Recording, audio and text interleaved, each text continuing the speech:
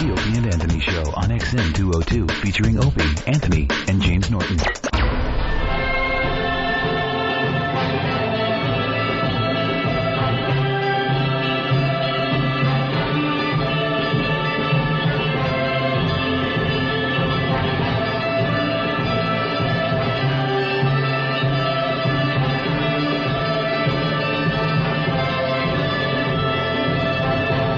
They are the most vile, despicable human beings in the country. Creeps, ankle biters. Obviously, the strength is their ability to turn mistruth into something people would believe. Wow, how long is this guy going to continue to babble and say nothing? All day long! Shut up! All right, here we go.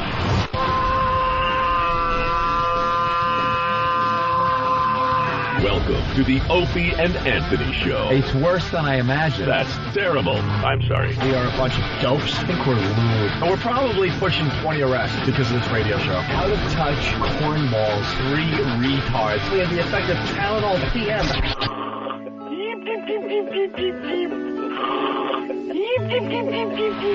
Opie. You know I could have been a model. Anthony. I'm gay. James Norton. I like yogurt. Robert Reed.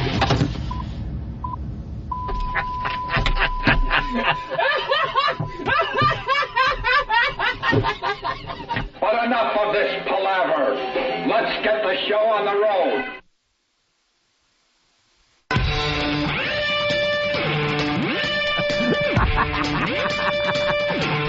Can you tell we're broadcasting from a different place than usual? We prepared for that moment for about an hour, and we missed our cue. Went off without a hitch. Yeah, That was the equivalent of foam coming off the fuel tank and hitting the wing.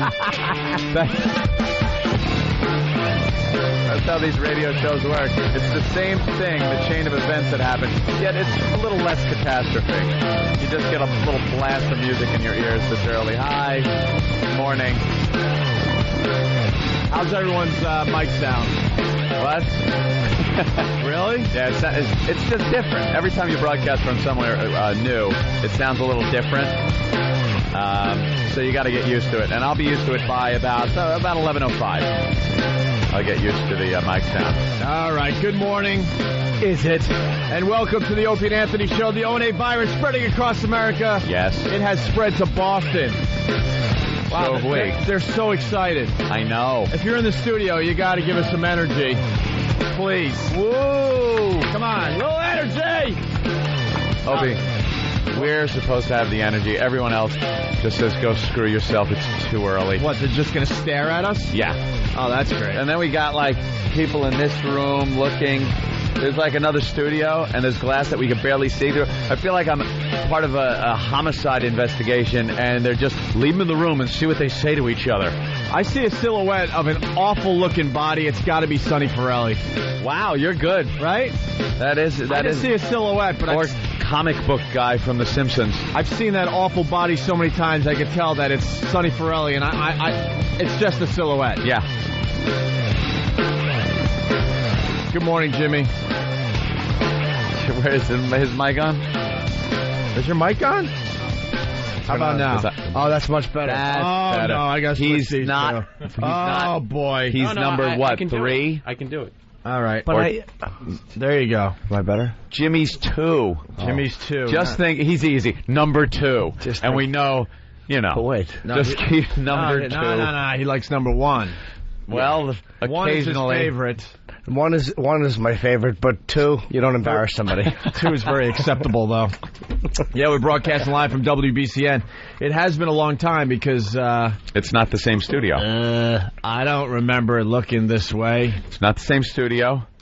There's no Oedipus anymore. No. There's no clam chowder. No. And we're in the middle of, I think it's Brighton. I think. I had the most horrific cab ride here. Following you, it was like the chase scene out of Bullet. You had the greatest line, by the way. We had a car service, but car services stink. They're really bad. We hate them. And for how bad they are, even in New York, worse in Boston. Yeah. And Club Soda Kenny, I just walk out of the hotel and I see you guys on the sidewalk. He's agitated. And he's yelling and screaming. I'm like, what could have possibly happened? It's only like 4:45. Yeah.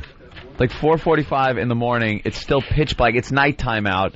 All the lights, the traffic lights, are still in blink mode. Like you could just drive however you want. Oh, There's it's Grand no more Theft lights. Auto. Yeah, Grand Theft Auto in that early morning setting. Grand Theft Auto rules. Yeah, that's the rule that you're in. You don't have to stop or anything. But Kenny's just yelling into a phone. What? It was supposed to be here. We were supposed to have a car come and pick us up, but couldn't. So we had to get a couple of cabs. Yeah. Which is fun because no cab driver knew where the studio was. Didn't even know the street that it was on. BCN doesn't even know where the studio is. All I know is when we came in, I heard like this sound, and I turn around behind me, and this huge gate starts locking down like we're in prison. I thought I was I'm going to go old school. I thought I was part of a siphon filter mission. When that, when that gate opened, I was going into... security gate opens? I was going into enemy territory. Were you looking to disable cameras? Yeah, exactly. Our whole lives are a video game at this point. Yeah. But and he was all mad. Well, you had the greatest line because we got here. I was scared for my life because we're tooling down Staro Drive, which is where we were, Staro Drive? Because I had no idea. And it's a windy road, and my cab, the lead cab, had no problem taking these turns at like 70 miles an hour. Yeah. You were feeling the G's. My cab driver had to follow yours because he didn't know how to get here. Right, and the point I'm going to make is now when we got further outside Boston, there were real red lights. In the city, they were blinking. It was Grand Theft Auto rules. Yeah. But outside the city, they were working. What the hell was that? They were working, and my cab driver, the lead cab, is going through the red lights. Yeah. So when we finally got to BCN, we get out of our cab all freaked out, like, holy crap, you see him going through all the red lights, and that's when you... Yeah, I know. I said, yeah, we were following you, and we didn't stop. So for all the red lights he was going through, we were going through them about a second later. And it was a harrowing drive, going around corners, like 70 miles an hour, because you couldn't lose him, because the guy didn't know... how to get here, my cab driver. Yours did, but not really. He didn't know someone's following you rules. When someone's following me, I drive like a complete ass. I drive real slow. I make sure I'm always looking in my mirror to make sure they're on our tail. Oh, Kenny. Hi, Club Soda Kenny. I just want I don't know how that... Opie, the mic isn't working. Number one. You missed your catchphrase. I know, but... Why would it? Why would the mic work? I just wanted to say that our cab driver usually has a police car following him. That's why he was driving like that. Okay. I think I understand now. Yeah, he was very used to driving like that. He's used to fleeing. It was fun because when we did finally get here, just by natural reflex, he flung his door open, running into the woods. I'm like, hey, we got to pay you. But BCN hooked us up nice, man. There's, steak and egg whites out there. There's lobster. Yeah, it's really... Palm Restaurant. The Palm. Yeah, they went all out. Very, very good. Palm Restaurant, steak, eggs, and lobster, fresh fruit. I think I'll grab something. Thanks to the Palm Restaurant at the Westin Copley Place for breakfast today. The Palm, the perfect place to celebrate. Well, that was natural right off the top of your head. Thank you. Right. Club Soda Kenny, you know the first part of your name? What is it? The Club Soda will be here forthwith. Thank you. You know I can't live with that. How many bottles did you pull out of the back of my vehicle when you helped clean out my my Escalade yesterday? Clowns, like a clown car. Of Club Soda bottles. All I know is that Kenny was doing you a favor yesterday, and at the last second you go, oh, by the way, could you take all the Club Soda bottles out of my car? How many were there? It filled up a small dumpster. Yeah. Are you kidding? As I make turns, like I hear them all just go clunk, clunk, clunk, clunk. Some of them are half full.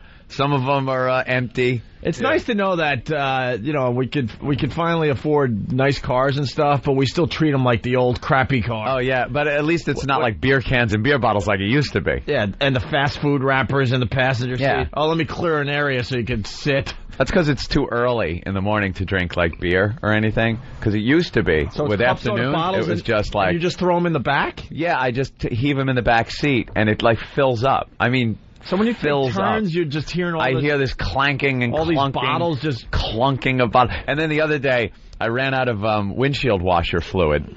So I'm on the expressway doing about 60, 65, and I decide my windshield's very dirty, so I open the sunroof, and just throwing any bit of physics out the window or any bit of common sense out the window, I decide I'm going to take one of these full bottles in the back, stick it out the sunroof, give it a good squeeze, and it'll splash on my windshield at 65 and turn on the wipers. They think the windshield got about a droplet or two as every bit of the bottle came back through the sunroof right into my face on the expressway. Turned you into a prom date. Exactly. Yeah. That guy was so annoyed when he was filling up your windshield. It took 2 buckets to fill it up. Yes, it's very big. Everything's big on that car. It was bone dry, that thing. All right. How much did it cost to fill up the tank? Well, you had a half tank, so it was $50. Oh, okay. It was only 50 because I had to have a tank. Yeah. Usually like $100. Gotta love the gas guzzlers. All right, Kenny, what else is going on? We got Sonny Forelli here. Yes, Sonny Forelli is here. Yeah. There's a big setup in the parking lot for our walkover. Okay. A lot of activities for the walk. Well, I created a bit of a controversy because at the last minute, Anthony and I were talking, and for the new listeners, we do 2 radio shows a day. We're on the commercial radio stations, and it's also heard on XM. And then at 9 o'clock New York time, we just do an XM show for a couple hours exclusively. So at 9 o'clock, we want to leave WBCN, and we want to take whoever's in the parking lot to IHOP. And just give them free breakfast. And do the show, like, from IHOP, kind of. Well, I want to tell Eric Logan right now, sort of do the show. Like, from cell phones or whatever BCN could, like, set up, and we just hang out at the IHOP with our listeners. Sit around a table and just BS and that's what we want to do. Pancakes. So now the staff here at BCN, they're just flapjacks. They're scrambling. They're trying to figure if we could do this or not. Hotcakes. We wanted to walk to IHOP, and they're like, we got to call the cops and stuff. Really? Because they'll shut us down. Why? I don't know. Why can't you do anything like spontaneous like a anymore? Prank, I guess you played last time you were here. They're worried about. No, we did that prank 8 years ago. He's invited. They're still holding a grudge. Yeah, we're going to get into that today. The mayor of Boston's still holding a grudge, and he's got to just relax. Can he lighten up? Can we get him on the phone? Maybe we could give him a list. There are certain people that all we have to do is sit and talk with them, and we're pals again. I don't know how that works. Well, wait till you tell us. Wait till we tell you about Whoopi and the update there. Yeah, we're going to get into that. All right, so we're just warming up. We're going to try to do the IHOP thing. We'll see if they can pull it off. Because at 9 o'clock, we don't really feel like continuing.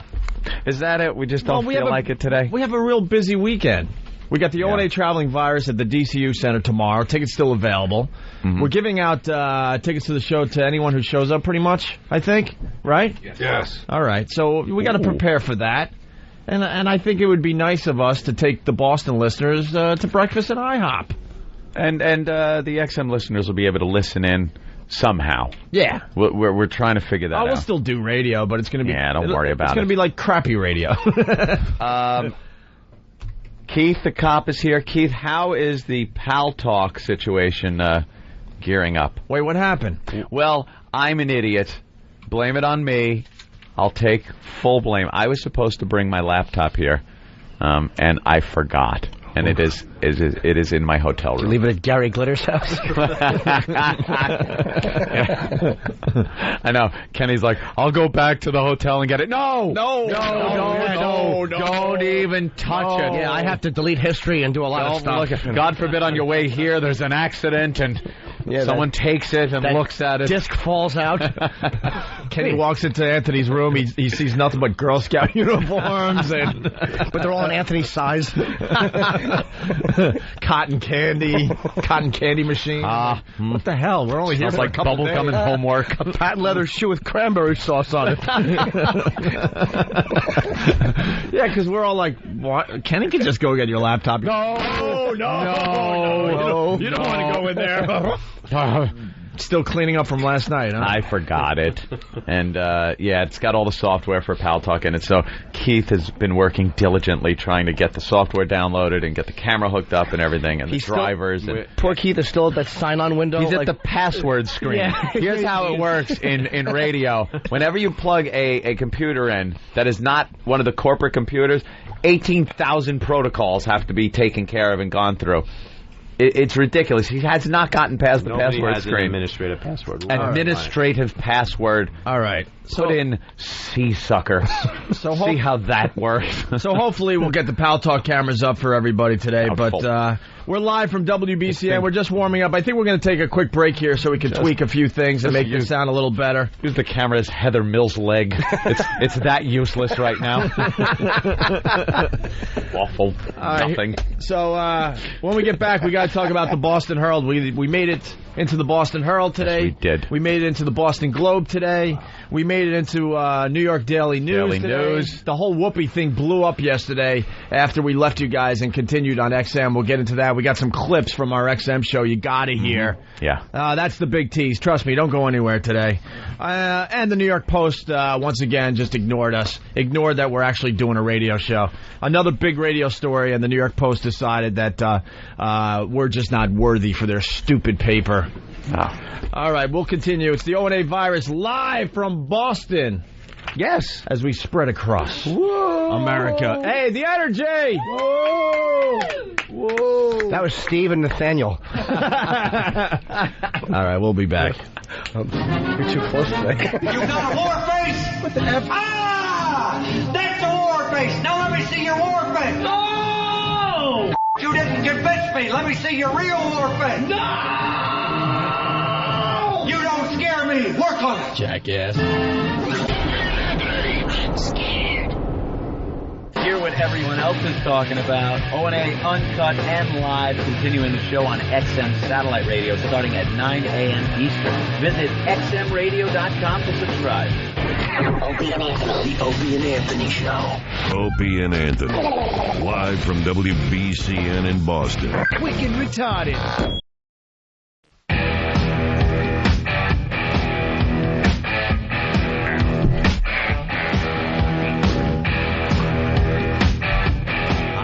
You're checking out the Opie and Anthony Show.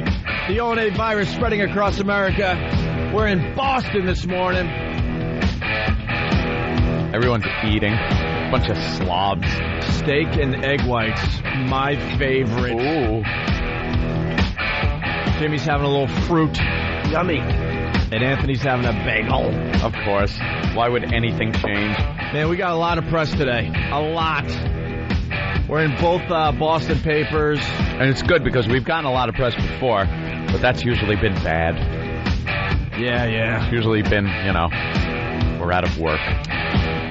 This virus you'll want to catch from the Boston Herald. Ooh. It's a homecoming for Opie and Anthony. Back on the radio, now back in Boston and Worcester. They're broadcasting live this morning from WBCN, meeting with fans, then taking their traveling virus comedy show to Worcester's DCU Center tomorrow, Saturday, with tickets still available. And if you show up here at BCN, we're going to just hand you a pair of tickets, by the way. Anthony said, we hold a fond place in our hearts for Worcester. I said that? No, you didn't. I didn't say that. How many times did you actually go to Worcester when we were broadcasting up here? How many times did we have to? Because that's the number of times. We would broadcast from a show at the Centrum every once in a while. We did that. Saw who? Van Halen, Bush, Van Halen, and that band AC. Right. The band back in the late 90s, you were never able to say their name on the radio. Yeah, that's great marketing. Way to go. AC. Way to go, guys. You can't say either word on the radio. No, A is yes, and C is yes. Yeah, you can figure it out. They could have called it front and back. That's right. If they wanted to. At least you could throw that on a poster and maybe get some advertising on the radio. Yeah, that wasn't really thinking when you're sitting in a room to come up with a band name, to come up with something that no one could even say on the radio. That was a bunch of dudes that were just really, really high and wasted all the time, thinking it was a great idea. To come up with the most obnoxious, offensive band name ever. I think they warmed up for Pantera back in the day. Yeah. So that's when we went to Worcester for the shows at the Centrum. The Boston Herald continues. That's where the radio duo first shocked Massachusetts listeners almost a decade ago on WAAF. They are now based in New York. The tour features performances by Bob Saget, Robert Kelly, Bill Burr, Patrice O'Neill, Rich Voss, Tracy Morgan, Ralphie May, and O&A sidekick, Yeah. Sidekick. Go ahead. You don't want to be called a sidekick, though. Better than being called a staffer. Staffer. That is horrible. Yeah, it certainly is. And we'll get to it. And O&A sidekick Jim Norton. We'll get to What's it. the matter? Wasn't driver available? Did you read the Chauffeur. Wow. Staffer. Yeah. Street team member.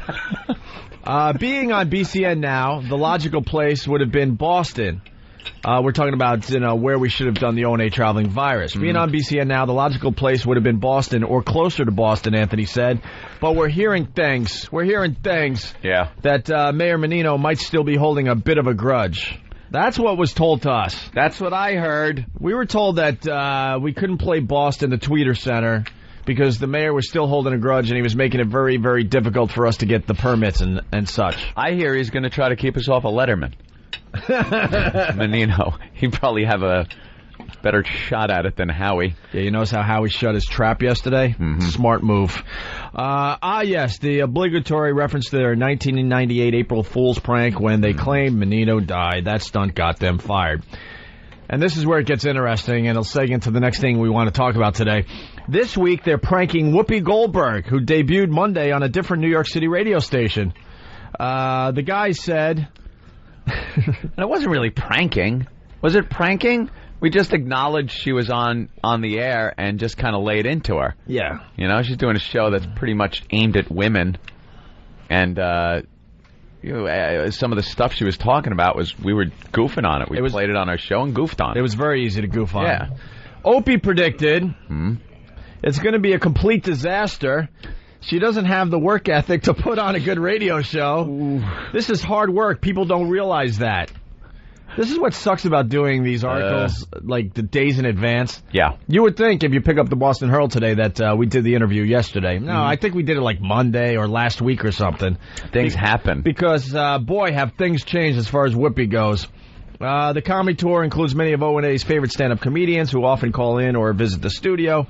The show also includes a village where there's some fun things to occupy the fans, Anthony added. Little freak shows, entertainment on the side. Accuse them of being sophomoric or childish? Wait. They won't deny it. No? I don't think I ever left my 20s, Opie said. According to the newspapers. This could be my worst quote ever. I don't think I ever left my 20s. I don't think I ever left the 20s. The roaring 20s. I'm just a big kid. Jimmy gave me a great smashing yesterday at dinner. Did he? We ate at Legal Seafood in one of the malls in the area, and we were talking about the time that I was trying to, say that I still get recognized as a college kid. Oh, right. And they're looking at me like, who is this college kid? I'm like, is that what they think? College kid. Rodney Dangerfield and Back to School. Why did you say that as I was thinking? He reminded me how stupid that was to say. Thanks, Jimmy. I did the triple Lindy, huh? Did you, Ope? Did you? I don't think I ever left my 20s, Opie said. I'm actually looking at buying a house for the first time. Oh. Yeah, someone's going to make a connection very soon, by the way. Right. It's strange to me. I'm not a big fan of adult responsibilities. Anthony said he enjoys goofing on my friends and being stupid. That's my job description. We just got lucky that the job we had affords us the ability to do that, he said. And that's the Boston Herald article. The Globe article is pretty similar, talking about the O&A traveling virus and how we're going to have the petting zoo. You want to explain the petting zoo, Anthony? I don't even think I can. I'm not sure exactly what it is myself. We have our freak show people that are tied in peripherally with this show. The likes of a stalker Patty, Big A. Pat from Menaki. Big A yesterday, huge hit on the show. I was listening to the replay, and just everyone goofing on his big, stupid shoes had me roaring. And little update, by the way, on Big A. When we walked out of the studios at XM onto the sidewalks of Manhattan, Big A was walking up with his brand new shoes from Nike Town. Christmas shoes, Roe! Roe, it had me in tears. They bought him his shoes.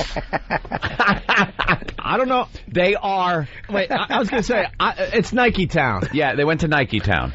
I don't know how you do it, but he picked out the worst pair of sneakers that Nike Town sells. The brothers won't wear these shoes. They are so bad that it looks like sneakers that an old lady would wear. They were snake skin. They were snake skin sneakers. White snake skin. It looked like his feet were pythons that just swallowed a pig.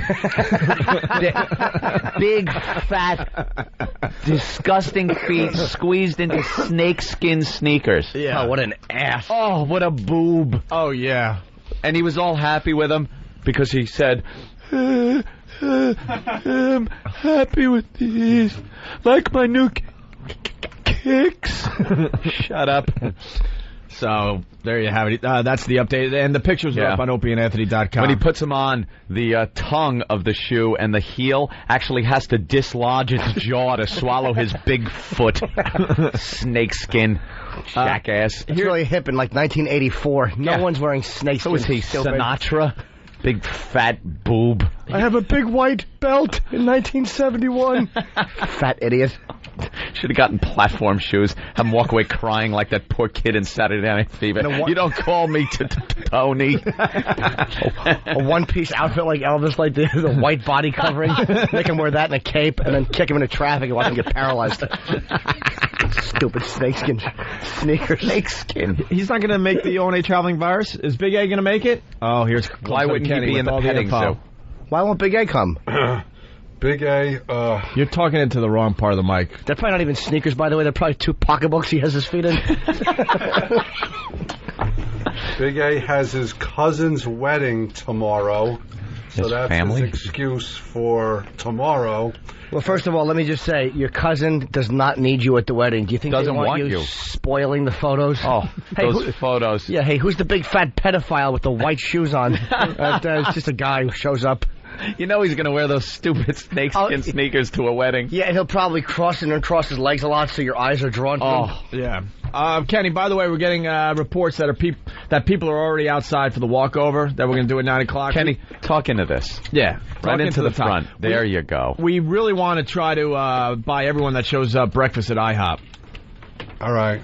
I'm oh, boy, he's thrilled with the prospect of that. Well, no, I'm pulling out my credit card. I want this to work. Wow. Okay. Somebody call the Herald.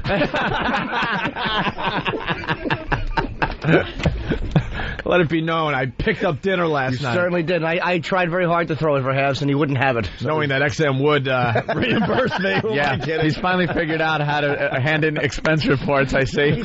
No, it's a great way to make yourself look like a big shot, and knowing you're getting the money back. The money back?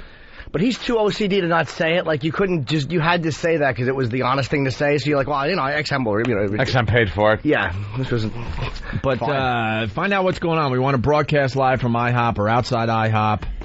We'll buy breakfast for the first, 10 people. 10 people. It's a long walk, down the highway. Well, they could walk. We'll take a cab or something. Oh, great, because they're so available. Yeah, could you go outside and see what's going on out there? Yeah. We'll get an update from Club Soda Kenny from the parking lot of WBCN. We're in the middle of nowhere, so I can't even give you directions. We didn't even know how to get here. The cabbies didn't know how to get here. The staff that we called really didn't know how to get here. You want the address? Yeah, go ahead. 83 Leo Birmingham Parkway. Okay, thanks, Kenny. Leo Birmingham. Actually, Kenny, go outside now and get on the cell phone, and we'll get an update. I hear you. Because I think it'll be fun that you're... Busty Leo Birmingham. That Mondo Topless? Mondo Topless. Okay. I loved that. The Boston Globe also wrote about us today. Don't worry, we're not going to just read these articles word for word, but some of the interesting stuff from the Boston Globe article about the O&A traveling virus. In addition to the main comedy event, there will be something called The Village, which features exhibits and attractions like a clinic where women in nurses' uniforms dole out back rubs, and booths designed by diehard O&A fans known as pests. The pests are getting way too much attention. Yeah. Every news story we're in, they are now in. Yeah. Yeah. They have like a publicist. Yeah. I think the pests are not speaking today to the press. Yeah, they're going to be coming on the show, but they're a little concerned about the contest you have going on. It's going to be bad for their image. We have to pre-interview them before they come in. The Pests have their own MySpace account. What is it? Opie and Anthony Pests? I think on MySpace? Opie and Anthony Pests, yeah, I think so. And then they have a website. I don't think we're allowed to say the address to. I have no idea. FBA? It's FBA.com, but you gotta, if you know what FBA stands for, type that in. Just think Put it in a search Robert engine. Reed, Rock Hudson. Just think those things when you're doing FBA.com, and of course FBA is. It really is a great site, and that's where most of the pests hang out. And we got a lot of great fan sites, so now the other fan sites are going to get pissed at us, but we're just promoting them right at this second. Calm down. There will also be a petting zoo for the show's regular sidekicks like Twitchell's and Stalker Patty. Oh, Jesus. You can actually feed them candy corn and take your pictures with them, Pete Papalardo says. I would just get a handful of candy corn and throw it at Twitchell's face. Could you do that for me? Oh, Louis Twitchell Santana. Of course, Louis Twitchell Santani. His old website was Laughter by Lou. Oh, that was his. It's not a site anymore, but that was his old site, Laughter by Lou. It sounds like a plumber's site. Like it should just be Plumbing by Lou. Laughter by Lou is not funny. Or the title of it's like a bad Lifetime movie about a comedian who brings laughs to the terminally ill with cancer. Yeah, and then he dies. Hopefully, yeah. And everyone laughs. When he it's bombs, on the Comedy Channel. One of the cancer patients just chokes him with a catheter. He's stupid. Boy, this is a terrific article, by the way. I just hate everybody. I know. They're all friends of the show. They come in for free. They're all nice. They don't get paid a dime. Not a dime. And we just bash them. They just want to be treated nice. Make us feel better about ourselves. All it is. Little observation, by the way. The Boston Globe talking about the O&A traveling virus. Mm-hmm. And did they talk to Ant and I? Did they talk to Jim Norton? Oh, no. No. This article, they decided to talk to Pete Papalardo. He is he knows the Mr. concert Excitement. He knows the concert business, but he's just a bore. He's the behind-the-scenes guy. Right. And there's a reason for it. Yeah. But he's all over this article, as well as Rich Voss. Oh, great. What did Rich have to say? It's a good day out for people that don't have jobs. It's a good day for people out. Does it say it's a good day for people out? It's a good day out for people that don't have good day jobs. Out for people. Okay. Says Voss, a regular on the radio show, as he busts on the show's fan base by saying, "You can always tell an O&A fan because they have no muscle tone." No muscle tone. It's not that bad, actually. The stage where the comics perform will be a go-go bar, complete with poles for dancers. Ooh. I don't think we're trying to be in-your-face offensive. I think we're trying to mimic the radio show and bring what people get to listen to on a daily basis, including the comics, says Pete Papalardo. What a great quote. Some of the exhibitions were news to Voss. When told Opie and Anthony are planning a petting zoo, he asked, "Are they really? I hope I don't get a letter. Hey, you're in the petting zoo." Voss counts Norton O'Neill and some of the other O&A regulars among his best friends, but it's the comic firepower of the whole lineup that impresses him the most. "I feel sorry for the guy who's got to go last," he says, "but it will be a lot of fun." I had a couple of Rich Voss clips, but apparently this isn't on. What happened? Why isn't it on? I don't know. I'd like blame laid. I don't think the sound is up on it. Oh, no. Well, we could figure it out. Is it this thing? Is that it? Let me check, because I'll throw this clip on. Hit it. I'm not afraid to. Goddamn Rich Voss. Whoa. Scared you. Got you. You got me. You got me. No, that's this one. Goddamn Rich Voss. We all know what the real one is. Yeah, that we play over at XM. Oh, my God, my heart just... I know, you pulled the fader down. We're not in our home studio where we're all comfortable. I really thought you lost your mind. Funny. I thought you lost your mind. Did Stan find that button? Yeah. Good boy. Ooh. All right. Getting back to the Whoopi thing. So... just got to get everyone back on the same page. Where's the Boston Herald article again? I just want to read that one thing. The Herald. All right. Opie predicted it's going to be a complete disaster, talking about Whoopi's show, right? Yeah. She doesn't have the work ethic to put on a good radio show. This is hard work. People don't realize that. So we trashed her in the Boston Herald today because we did this interview about 4 or 5 days ago. Yeah. When we get back, we will give you the Whoopi Goldberg update. complete with audio? Complete with audio from our XM show. Mm-hmm. You're not going to believe what happened. I'm not? Well, the faithful listeners already know, and the people that pick up the New York papers already know. All you have to do is go on the internet and you know. So this is a stupid radio tease, but we'll get into the audio next. It's the O&A virus spreading across America. We're in Boston this morning. Is Kenny ready for his update? Yeah, you want to do it? Yeah, how do we do that before we take a break? Another Mr. Excitement. Clips out of Kenny. I'm in the parking lot. Hit it. Kenny? Hold on. Kenny? Kenny? I almost hear something. Yeah. Kenny? That's terrible. I'm sorry. Really, Steve? Club Soda Kenny? Yeah. All right, we still got to figure out the phones. Kenny? Uh-oh, look at him. There's a problem. Can we get Kenny on the line real fast? Why don't you turn this off? Oh, turn that on? Yeah. I told him that. Club Soda Kenny. Yeah, I'm in the parking lot. All right, what's going on in the parking lot of WBCN? Yeah, let me tell you something. Nice echo. You guys have the most faithful, dedicated fans. Yeah, why? Because some losers showed up so far. How many? Well, you're Jimmy, the psycho guy, right? There's one guy out Jimmy, there. the psycho guy's here. We have one fan? One fan showed up for us? No, there's 5. Oh, there's 5. All right, well, hey, okay. Oh, here comes another one, 6. 6, all right, that's good. Yeah, that Jimmy the psycho fan is here. They must have got lost on the way. Of course. I think they're just lost. Yes. They're probably, I bet you there's hundreds at the old studio. They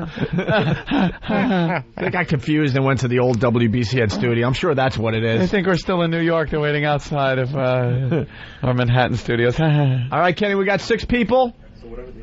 Yeah. They all get a pair of tickets to the O&A Traveling Virus tomorrow at the DCU And they Center. can all bring 20 friends. All right, Kenny, we'll check in with you in a little bit. I'll be back in. Bye. All right. Are other people hearing that echo? Yes. Yeah. On the radio or just us? I don't know. I heard it in my headphones. You sound like he got sucked through a television set. Mommy. Right. Look into the light. Forget it. Stay. Walk away from the light, stupid. Walk right into it. Walk to the light. Okay. Walk to the light. There's people here telling me to come with them. Good. Go. Go. We don't need you. Yes. All right. It's the O&A virus spreading across America. We're live from Boston. We'll continue in just a bit. Robe. Soup. Tears. Poodle. Robert Reed. And repeat. The Opie and Anthony Show. The Opie and Anthony Show. Yeah. Oh, maybe this.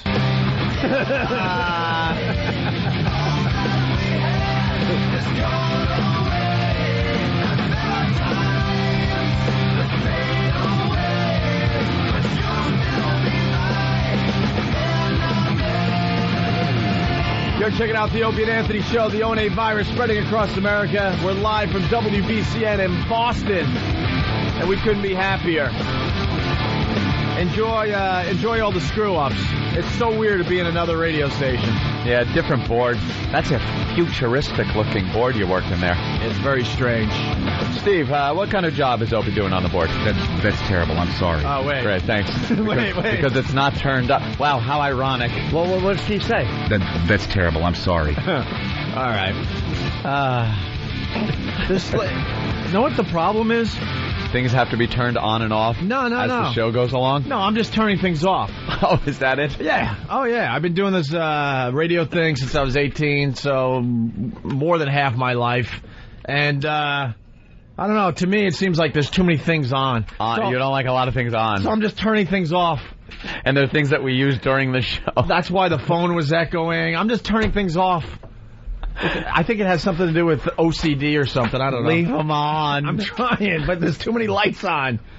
To me, that doesn't make sense. That is what happens when you're raised with a lot of brothers and sisters, because you're so used to turning things off or you yelled at because everybody wastes electricity. You get nothing. It's off. Off. Yeah. That's right. All right. Figure that out. Hey, let's get right into Let's get right into the Whoopi thing. You want to set up the Whoopi thing for people? Oh, my goodness gracious. I mean, we do have a lot of new listeners in Chicago and San Francisco. They're just getting into the program.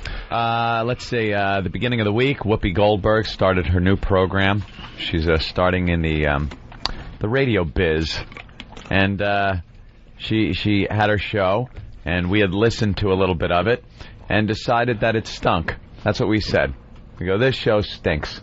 So we brought some of the audio onto our show, played it, and ragged it mercilessly. I mean, really, really ragged it. And we were having fun with it for a couple of days. Right. And, well, I don't want to give away the whole big surprise. We didn't have anything personally against Whoopi Goldberg. We just, and we still think that her radio show is lame. We really do. It certainly isn't going after the same listeners as we are. Right. That's for sure. It's going after women, totally different than what we're looking for. We're looking for men who attack them. Wake up with Whoopi, right. So then the press got a hold of it and had all the quotes. I was quoted as saying that she should go back to Hollywood. Yeah, that was one of them. But I said it a little differently. I said, go back to Hollywood, you bitch. You did say that. And then yes, sir. Yes, sir. Then she had to mention Howard Stern, because I guess people think that's the way to get to us. Yeah. Just mention any type of Howard Stern thing, and these guys will go nuts. Ooh. So something about we're not worthy to walk in Howard's dust or something like that? Or the dust he walks in. I don't know, whatever. Something. And that made the paper, so it was getting ugly. The pests were attacking her radio show. Well, that was a big part of it. Our pests were tying up her phone lines and getting through and making ridiculous, retarded references to this very program on her airwaves and, upsetting her show. And yesterday, for this side of the Opie and Anthony show, we left you after just beating her up again. Yeah. Playing her demo tape, pointing out how awful this is. Yeah, we did that. And we went over to XM, and we continued our broadcast. Our potty mouth broadcast. And we were in the middle of something when this happened. Jimmy, turn around. Oh, holy Jesus. Mother of God. We're in trouble. You know something? You got bravo. You got balls. Bravo, Whoopi. Whoopi Goldberg in studio. Wow. Good morning.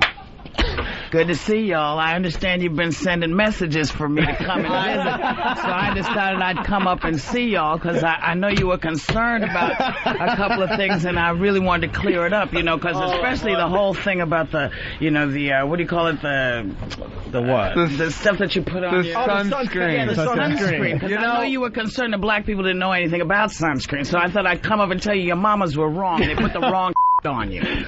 Wow, she had all the info. We spent about, a half hour on our show talking about how she was reading the ingredients on a suntan bottle or something. Yeah. And we couldn't believe that someone would actually do this on the radio. Talk about how to apply it, the sunscreen, what is in it that keeps the sun's harmful rays off of you and what you should look for on the back of it. And we were like, no one's doing this type of radio. So we ripped it apart. And she came in and as you can see, we just reacted like 3 just collapsible camera stands, just folded like tents. Fawning little bitches. Hi, ma'am. Hi. Feel free. Get her a Coke. Whoopi. We were in the middle of making fun of somebody, and next thing you know, she's in our studio. Eric Logan from XM set the whole thing up. She walks right in, sits down. Jimmy's like looking at Anthony, laughing his ass off. And, you heard the clip. I said, Jimmy, turn around. And there's Whoopi like 3 feet away from Jimmy. Yeah, right next and I had looked to my right, and I saw Elo walk by on the outside with that abominable shirt he had on, and I just turned around like, Elo's here. That was just like, all right, whatever. And then I just turned around before she came into Eyeline, and it was kind of weird. Yeah, that was a shock It was great. Yeah, very good. She was very cool. You got to admit, she has balls. She walked right in. You got to respect her for coming in like that. She didn't come in with people or anything, like No. one guy. Just her business partner. Business partner looked like he really thought it was a bad idea, and he looked like he wanted to kill us. But it went very well. The pictures are up on opieandanthony.com, by the way. She completely diffused the situation. Yeah. Which, ruins it for us because we like when there's somebody to beat up on. We like when there's a new show in town because we can pick it apart and, make it look silly. And she was really nice and came in and diffused the whole thing. This is making headlines all over the place today. Mm-hmm. All over the place, except for the New York Post, because to them this isn't a very important radio story. Everyone else in radio thought it was a very important story, and we're getting killed. They talking about if standards are coming back, the standard format? Right. If a Showtune station can be starting up somewhere? We're getting killed today by the press, and I say that's okay. Why? Yeah. This shows another side of us. A lot of people expected us to jump out of our chairs and start strangling her or something. It's inconsistent. We've done this. This is completely consistent with what we've done in the past. That's Anytime we've been confronted with anybody, we're mouthy jerk-offs when you're not around. Get used to that. We're the 12-year-old idiot on the internet. Yeah. Without behind the keyboard, but then you knock on the door. Go to punch him in the face. Now, it's a kid. There's a difference. When it's something personal, we continue, and we will go right at you. And we have. Yeah. But we didn't have anything personal against Whoopi Goldberg. We just heard her show. We had her pest call, and we thought it was awful radio. Yeah. And the type of radio that our listeners would not get into whatsoever. So we had fun goofing on it. We do it all the time. Like, we talk about that stupid Mantown show out there in Worcester. Yeah. It's the same crap. Mantown. Well, here we go. There's more audio from yesterday's XM show. Now she talks about the pests. It's amazing. They just nobody cares what we say, but the listeners affect everybody. By the way, who went through these clips? Why? All right, Dan. I just want to make sure because they should be curse-free, right? You listen to them so many times that even in the background you won't hear any kind of bad word or anything. Thumbs up by Than. All right. Hey, good move wearing the Yankees cap here in Boston. I like that. This boy's got gumption. Yes. You'll be beat up by noon. I'm wearing a Celtics jersey. I'm not stupid. Celtics sundress. That's the longest shirt I've ever seen. Down to his knees. Look at a little kid who wears like an adult. It's like a 1920s bathing suit. They gave us gifts. I'm wearing my gift. And I'm not wearing it to look good. I know it looks like a dress. I want to see it. I don't like the pants under it, though. I just want to see it like as a... I bet you would. Just him with no pants on wearing that like a dress. I'll take that picture for you. I don't care. I haven't been shy lately, so... It would be very funny. And I'm sure E-Rock would enjoy taking that picture. Oh, please. Why don't you lay on your back like you're a great and photograph it as he walks over, like Monroe. Not Marilyn, but the one from Too Close. I'll do that during the break. The pictures will be up on opieandanthony.com from our visit here in Boston. All right? Monroe. Jim J. Bullock. Where's the eye, faggot? So here's Stop more. touching that, Monroe. Here's more Whoopi from our show yesterday on XM as she paid us a surprise visit. Here's the deal. I knew that I was going to get something from somewhere. And so I expected, and it was cool. So the fleas, what do you call them? The pests. The pests. That's funny. Why aren't you doing this stuff on your show? Because my show is geared to women in the morning, and that's what we're doing. That's why it's a whole different group. You couldn't jump on her, A, because she was right there and we're creeps. Right. And B, because she was being cool about it. She didn't come in as confrontational. She's like, I understand, but, could you not do it? The biggest part of it is the fact that she's not a radio person who would never do anything like that. Right. She's a comic. Stand-up comics know. Yeah. They're used to getting heckled on stage, so they know how to come back at it, and they know the best way to diffuse a problem. Some club owners will tell you, these dummies, like, if you get heckled, just keep doing your act. And it's like, that's what most radio guys do. Just pretend it's not happening. But there's something inside of her that was like, look, I don't care what these guys are doing. I want to look at them in their faces and tell them. There was like a really, even if she didn't win the confrontation, she had to be in the room with us and look at everybody in the face and tell them what she wanted to say. Yeah, whether her coming in bashing us or her coming in and being nice, she knows as a comic what the best way to diffuse the problem is. When you're on stage and you get a heckler, you know the best way to handle them so you can continue with your act. Dude, this heckle line I use, any comedian out there can use this. If someone's heckling me, I'll go, strap in. I'll go, sir, they didn't pay to hear you. That must just crack the place up. Dude, the whole place goes nuts. You'd be surprised. Sometimes it shuts him right down. Yeah. It's just terrific. One time a guy was yelling in the back, and again, I'd just be ready to dump out, Al. I go, hey, could you keep it down to a dull roar? Oof. Come on now, we're on broadcast radio here, Jim. All right, easy. Go back, sorry. All right, so back to the Whoopi. So she, like we've been saying, she confronted us. She came by herself, except for some little dude that was not happy that she decided to do this. She got a lot of laughs on our show yesterday, which surprised us. Not surprised us. She seems like she's real confused about the radio world because she's never done it. She's working for Clear Channel, and they want her to do a show for women. And that's not her style, man. So let her just let loose, you know? All right, here's some more audio from yesterday's XM show. Why do they have to show off? You ruined everything.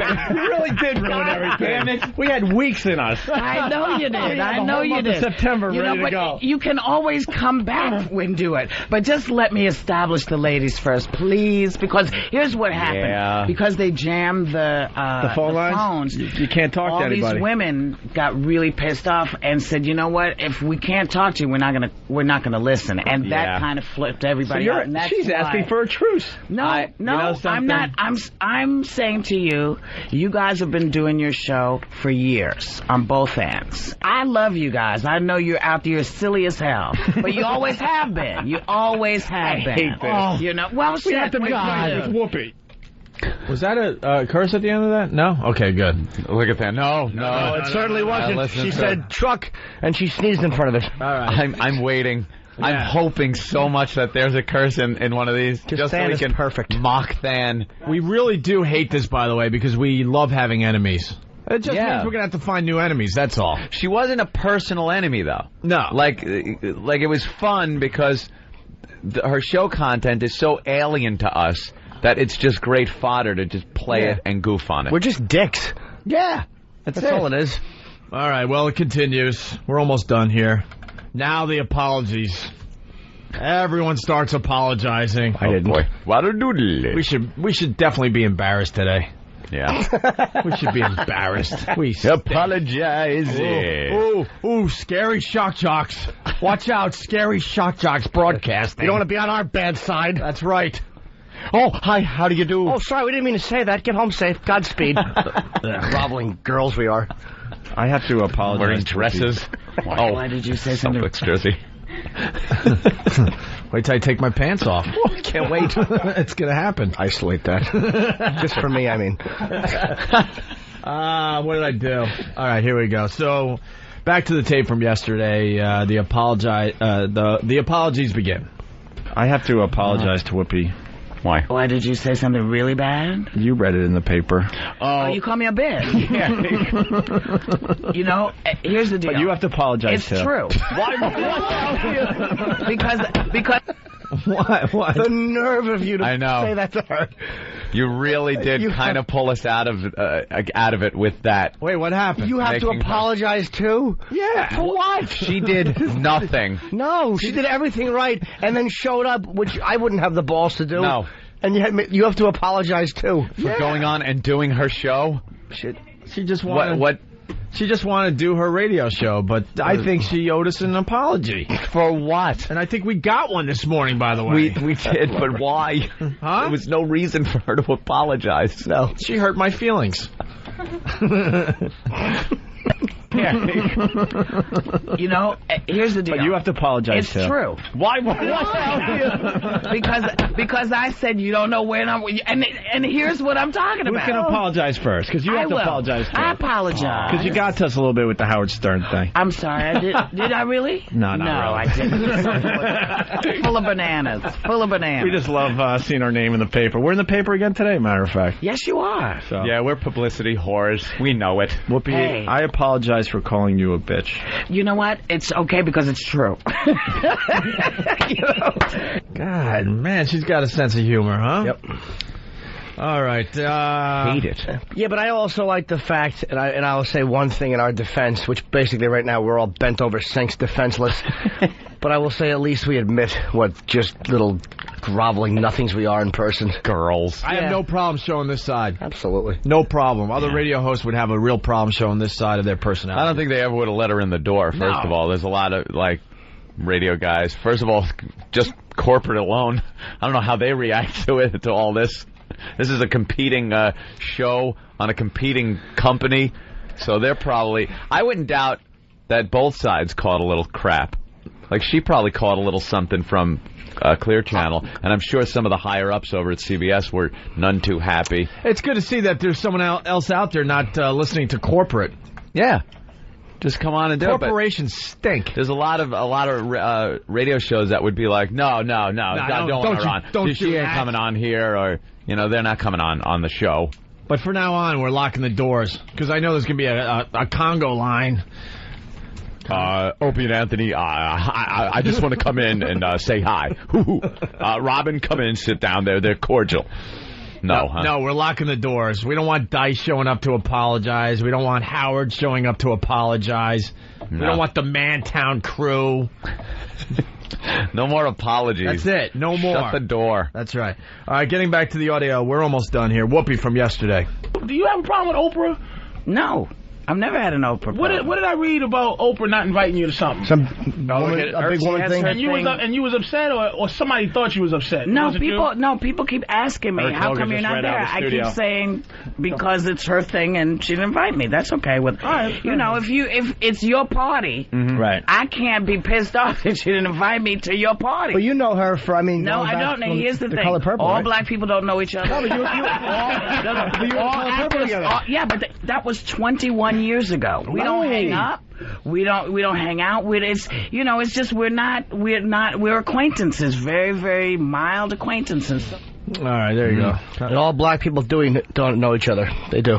They do? Yeah, they do? That wasn't even funny if I said it right. Yeah. It's less funny when you hear it. Eek. All right, and finally, the last Whoopi clip from yesterday.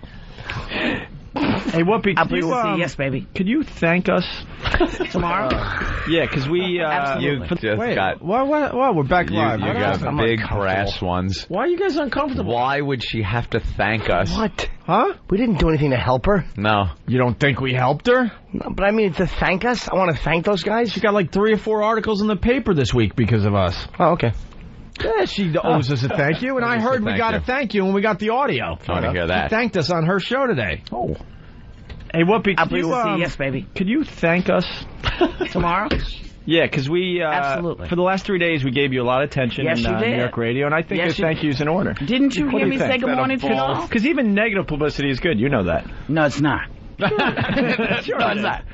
Bad publicity is good. Oh, any publicity. That's what they told me when I read O&A fired on the cover of the paper. It's like, yeah, that's good. Will you thank us tomorrow on your show? I will absolutely. Can I give you all my best and tell you thanks for making it at least thank you so much. Absolutely, and I'll see you. Can I come back sometime? Yeah, you can absolutely come back. And do you mind though if a couple times if you hit on a subject, can we just kind of talk about it a little bit? Please do. If we're nice, please do it. No, and even if you're tearing it to shreds, it's cool. It's cool. Thanks for showing the rest of the country that we're a bunch of pussies. We really are. Talkers anonymously. We're just cowards. We get behind the screen door with our mother and yell something and then hide. Bunch of sissies. I saw her coming toward the door and I just went. And there you have it from yesterday. A love fest, wasn't it? It's disgusting. Good work, Dan. It's disgusting. How do you not respect the fact, though? Even most of the fans' feedback I got actually on MySpace and the emails, and they'll be brutal to you there even more so than on the phone, was like, hey, that was great of her to show up, man. She had balls. Most people wouldn't walk into the studio, and it was good. Yeah, few people were saying that, we were pussies. We were, but who cares? What are we going to do? I know. The whole thing is play it out in your head. What would you have had us do if you wanted us to be vicious? Get up and punch her in the face? She was nice. Yeah. She walked in. She didn't come in like, I would have been furious if I had to confront people. I would have tried to put on my ballsy hat, and really walk. But she didn't. She just sat down and started talking. Our reputation's on the line, though. We need Chachi to get us a retard immediately. We got to knock him around a little bit. We got to show everyone we still have it in us. Kick around a retard. I think we have our pick, our own staff. Some of our listeners outside. Hey, that was just the highlights from yesterday. She did talk about the O&A pest, and they got a little too aggressive outside, I guess, where she broadcasts. Yeah. They confronted her and stuff. Mm-hmm. I had a discussion with my girlfriend on the drive up about that subject. Yeah. And we're thinking perhaps Whoopi's just a little paranoid. Oh, okay. Like, I wouldn't doubt I wouldn't doubt that a pest would do that. Yeah. But I'm thinking she goes confronting outside the building and walking right up to her, and then you think for 2 seconds ago, it's Whoopi Goldberg. If she's walking down the street, people are going to walk up to her. But I bet you that here's what happens. One thing about the pest, they are an irritating group, horribly irritating. But they don't threaten you. I mean, they're just kind of like obnoxious. Yeah. But they probably walked up to her and just said like, "Oh, hey, party rock," you know, but then without menace. Yeah. But you know, if you're the way they look. If your first couple days of radio, you're getting beat up and you're getting trashed on the air and you can't get your calls through, and all of a sudden these guys are approaching you, it probably freaks you out. That's probably what it was. Yeah. People don't do that in the movies. Yeah. Nobody approached her about Sister Act, you know, or Ghost, and you see old Ghost sucks, you know. So that's probably just freaked her out a little bit. Before we radio put is stupid. Before we put this to rest, we should send her flowers or something. Ooh. I think the pest should send her flowers. The pests, yeah. Yeah. Oh yeah. Do something nice for once. She was nice about it. That's like a diplomatic mission. It's like sending the Green Berets on some kind of a faggy diplomatic mission to deliver, like, aid. But they do once in a while. They do once in a while. They'll stand guard while aid is being delivered. The like, Green Berets do good things. The pests are like Hezbollah. They're just lobbing missiles in. They know nothing about aid. They don't care about whoever it's hitting. They don't care. How are they going to send flowers? Check the flowers. There might be a ticking rose in there. All right, we got to take a break. Awful pests. When we get back, we got to continue with the Whoopi thing for a few more minutes because there's a great article on the whole Whoopi thing in the New York Daily News with our picture, with an observation as far as the picture goes, by the way. And also we have Whoopi's thank you and apology from her show this morning. And a good picture in the Daily News of... It's terrific. Opie, Anthony, and O&A staffer Jim Norton. Those bastards, man.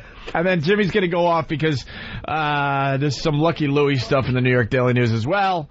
And... As we continue, also, don't forget, we got John Valby coming in today. I shouldn't say don't forget, because I don't think anyone knows. Our old friend John Valby's playing Boston tonight, so he's stopping by WBCN. We got our listeners in the parking lot. We're going to try to take a lot of people to breakfast this morning, starting at 9 o'clock. Hopefully, we'll work that out. Also, Andrew Dice Gay might be making an appearance. You never know. And Frank the Frowner hopefully will be here soon as well. It's the O&A virus spreading across America. We're live in Boston today, and we'll continue in just a bit.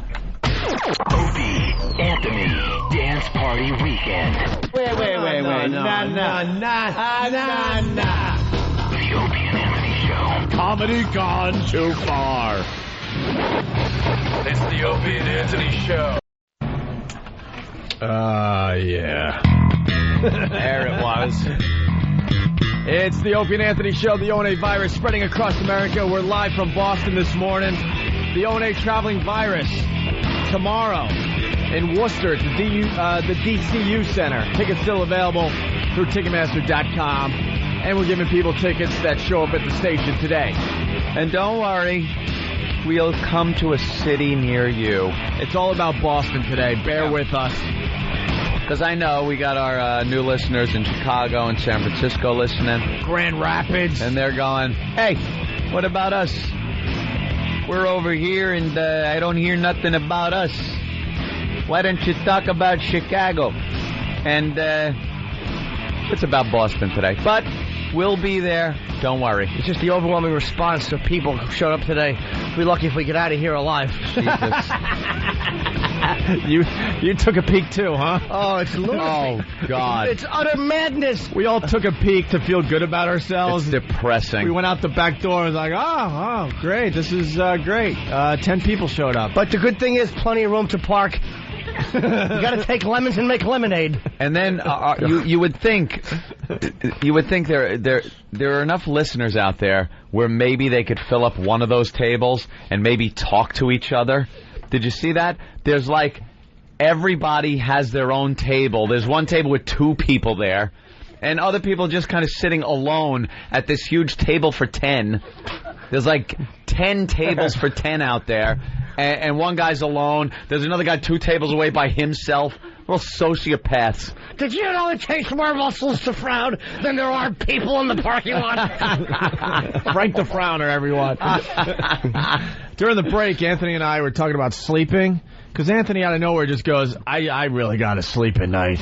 I just got it. Well, like last night in particular, you know, we drive in, we have a little meeting in a hotel room. It was like a drug deal out of Scarface. Oh, we checked out the TV commercial last night. Checked out the commercial. We went back to the room. Well, it was the weirdest thing. They're like, meet us in room 903. 903. We're going to be in 903. I'm not supposed to. And we were late.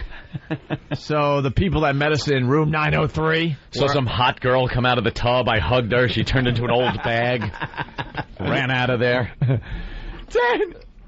So we get up to room 903.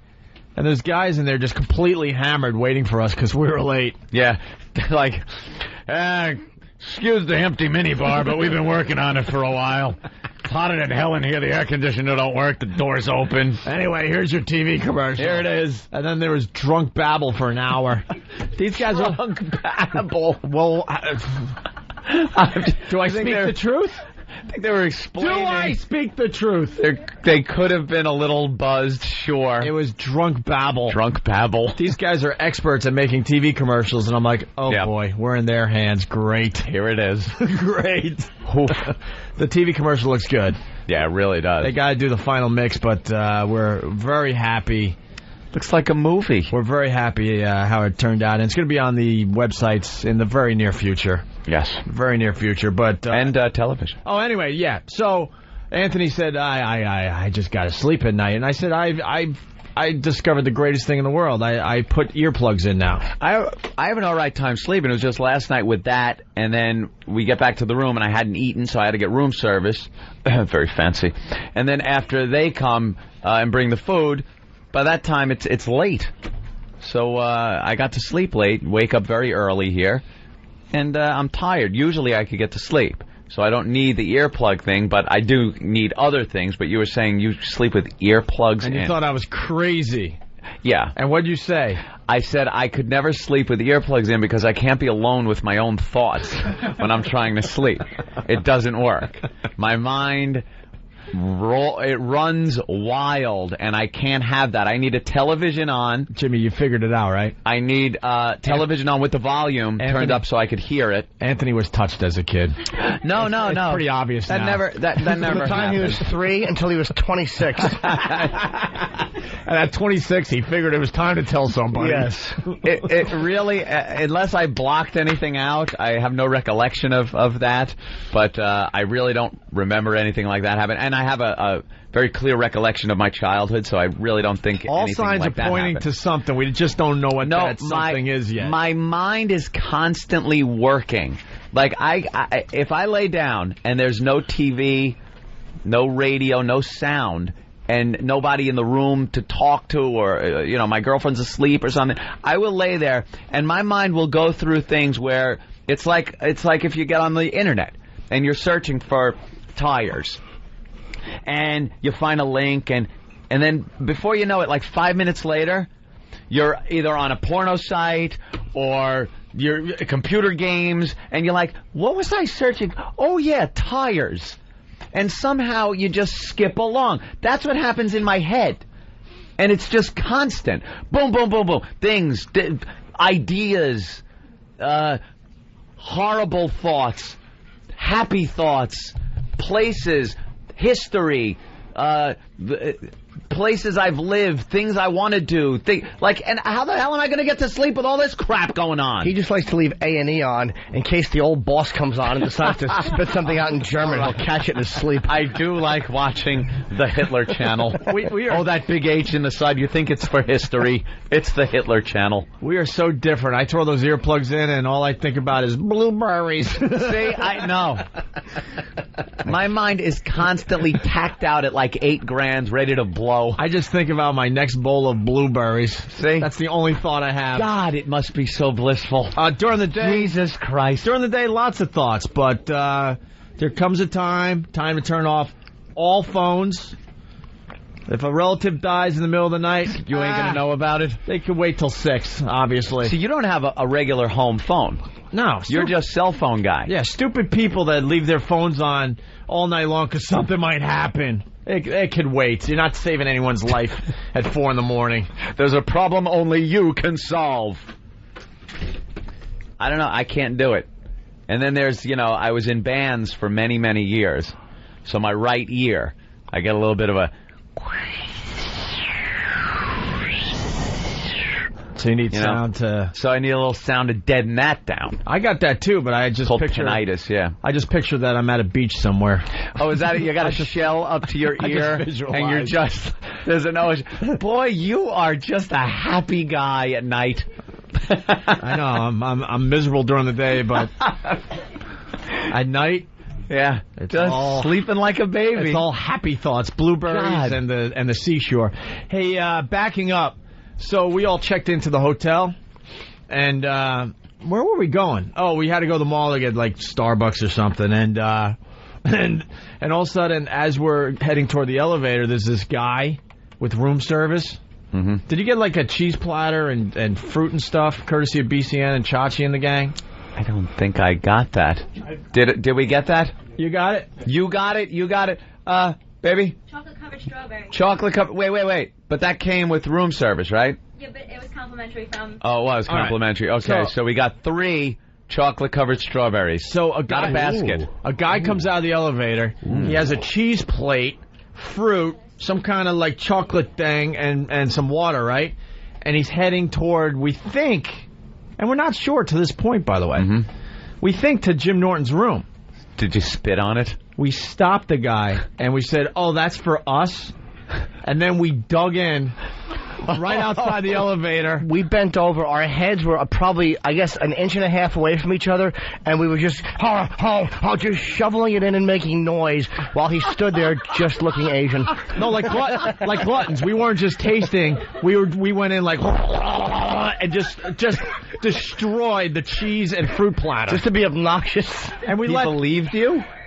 He didn't know what to do. He was like... Are you sure it was for Jimmy? Honestly, no. We're not. Because then all of a sudden... That was our goddamn...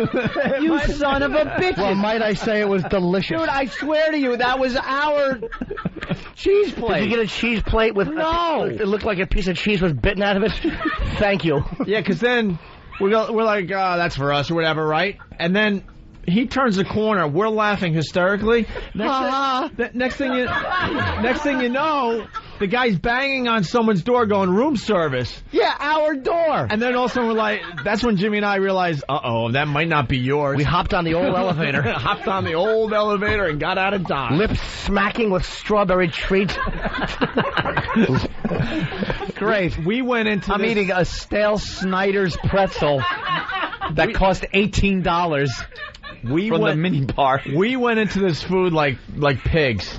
Just destroyed it in like 10, 15 seconds. Did you? Time. And then we organized what was left really fast, and then we hit the elevators. And the last thing we heard was knock, knock, knock, room service. But if that isn't proof as to what a queer radio show we are, like rock stars like wreck hotel rooms, we fold under pressure when Whoopi walks in, and our big thrill, we ate some fruit that might not have been ours.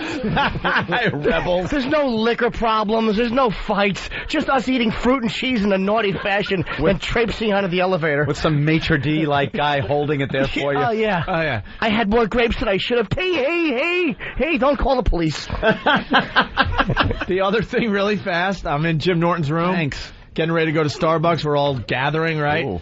And was that all that was going on? Then Lindsay came in and spoiled it. And then A guy shows up with Jimmy's special pillows. He can't be on the road. Oh, we've heard about these special pillows without his Jimmy has. special pillows that he requests ahead of time. I have to have feather pillows. Just the way I can't sleep on the foam ones. I just can't do it. And so I need feather pillows. So Kenny, of course, will call incessantly. He needs feather pillows. He bothers me. He calls them so much. Yeah. But lo and behold, we get there's no feather pillows. Little goose holocaust going on because of Jimmy just ripping their little feathers out. Yeah, there's still like blood in the pillows. They just slaughtered this thing in the back. So the guy shows up with the special pillows for Jim Norton. And we don't tell me Jim ate them. No. Jim and I decided to try out the pillows in front of the guy. They were so both hopped on the bed. No, it was even better. Oh. So I guess there's a counter in our rooms or whatever. So Jimmy places one pillow, even though there's two, one pillow on the counter, and then he just does the old like let your head drop into the pillow like. I'm standing and put my head on the counter, just tilted it. And he's trying it out, right? And he goes, I don't know, So I go, well, let me try. So I put my head right next to Jimmy's on the guy's pillow, there, and then I put my arm around Jimmy, and we're trying out the pillows in front of the guy. I'm like, yeah, but this is not right. This is just foam. Nothing about the homosexuality or the two men bent over. And the guy was just so. Because we called down specifically for feather pillows, and then Idi Amin shows up. He looked like he looked like the African that had the radio show in Hotel Rwanda. That's who this guy was. He shows up and he brings me two more foam pillows. So it's time to cut down the big tree or whatever. He's the worst code word in history. Cut down the trees. Cut down the trees. Squash the cockroaches.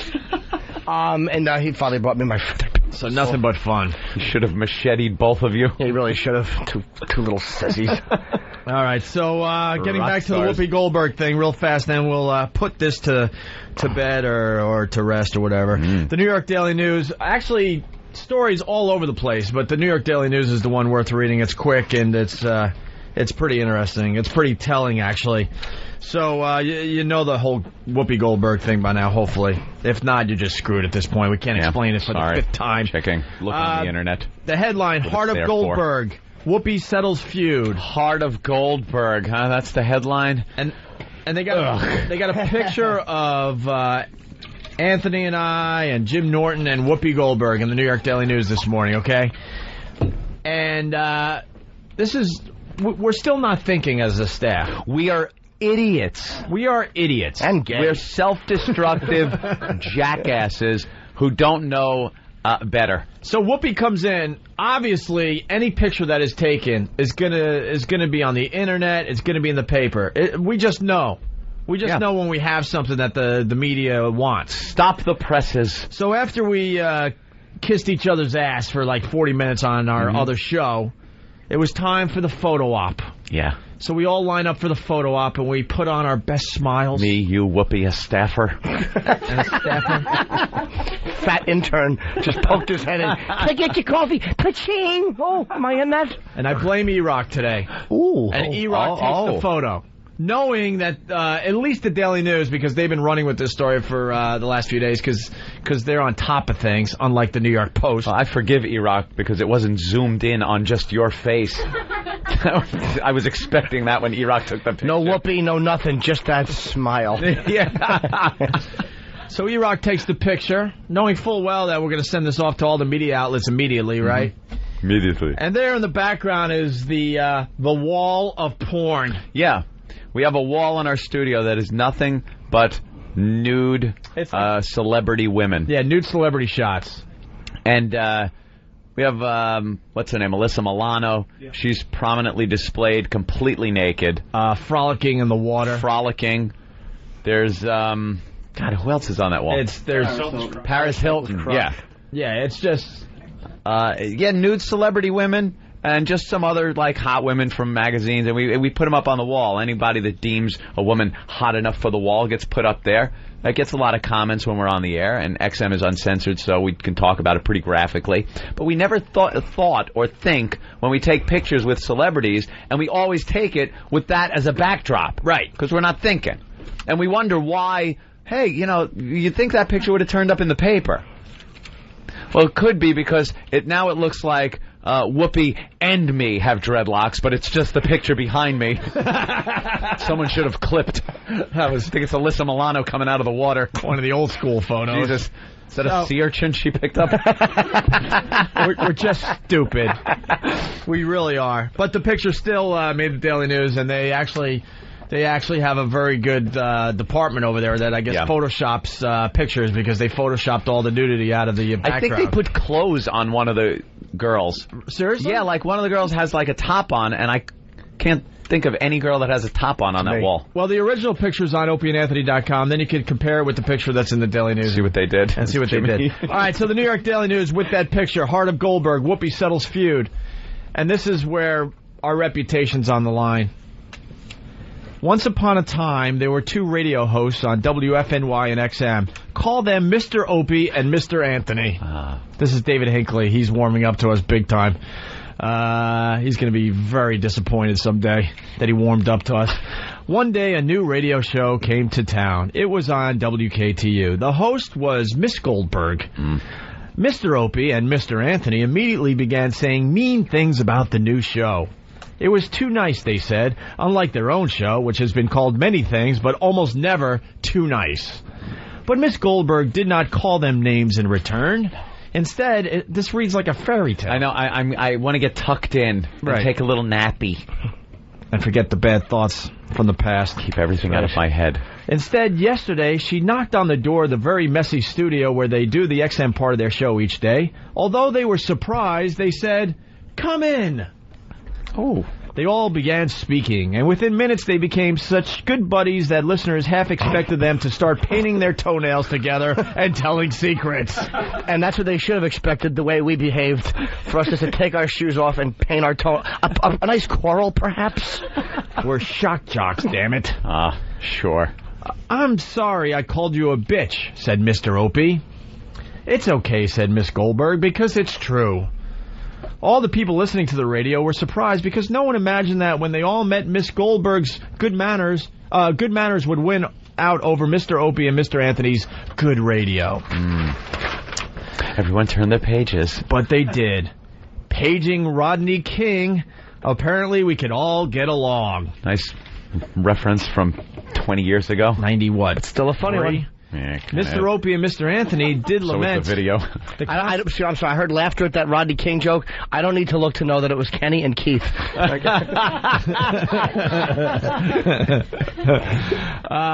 Mr. Opie and Mr. Anthony did lament the consequences of this unexpected development. You just took away all the fun, Mr. Opie told Miss Goldberg. Who the hell are we going to rag on now, said Mr. Anthony. Oh, they will find someone. Meanwhile, for a feud that barely advanced past go, this one generated a lot of attention. So they all lived happily ever after. Thank you, Mr. Rogers.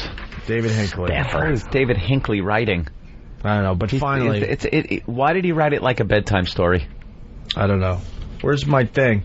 I need a thing. My thing. To play the CD. What, a CD player? No, I need a thing. Oh, it's got to go in one of those cases? Remember these things? Yeah, that's the old days. From when we were rock jocks. Rock jocks. Here's the latest from Godsmack on the only station that really rocks.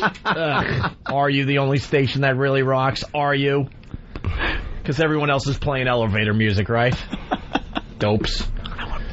I asked for a thank you from Whoopi Goldberg. Yeah. We got it this morning.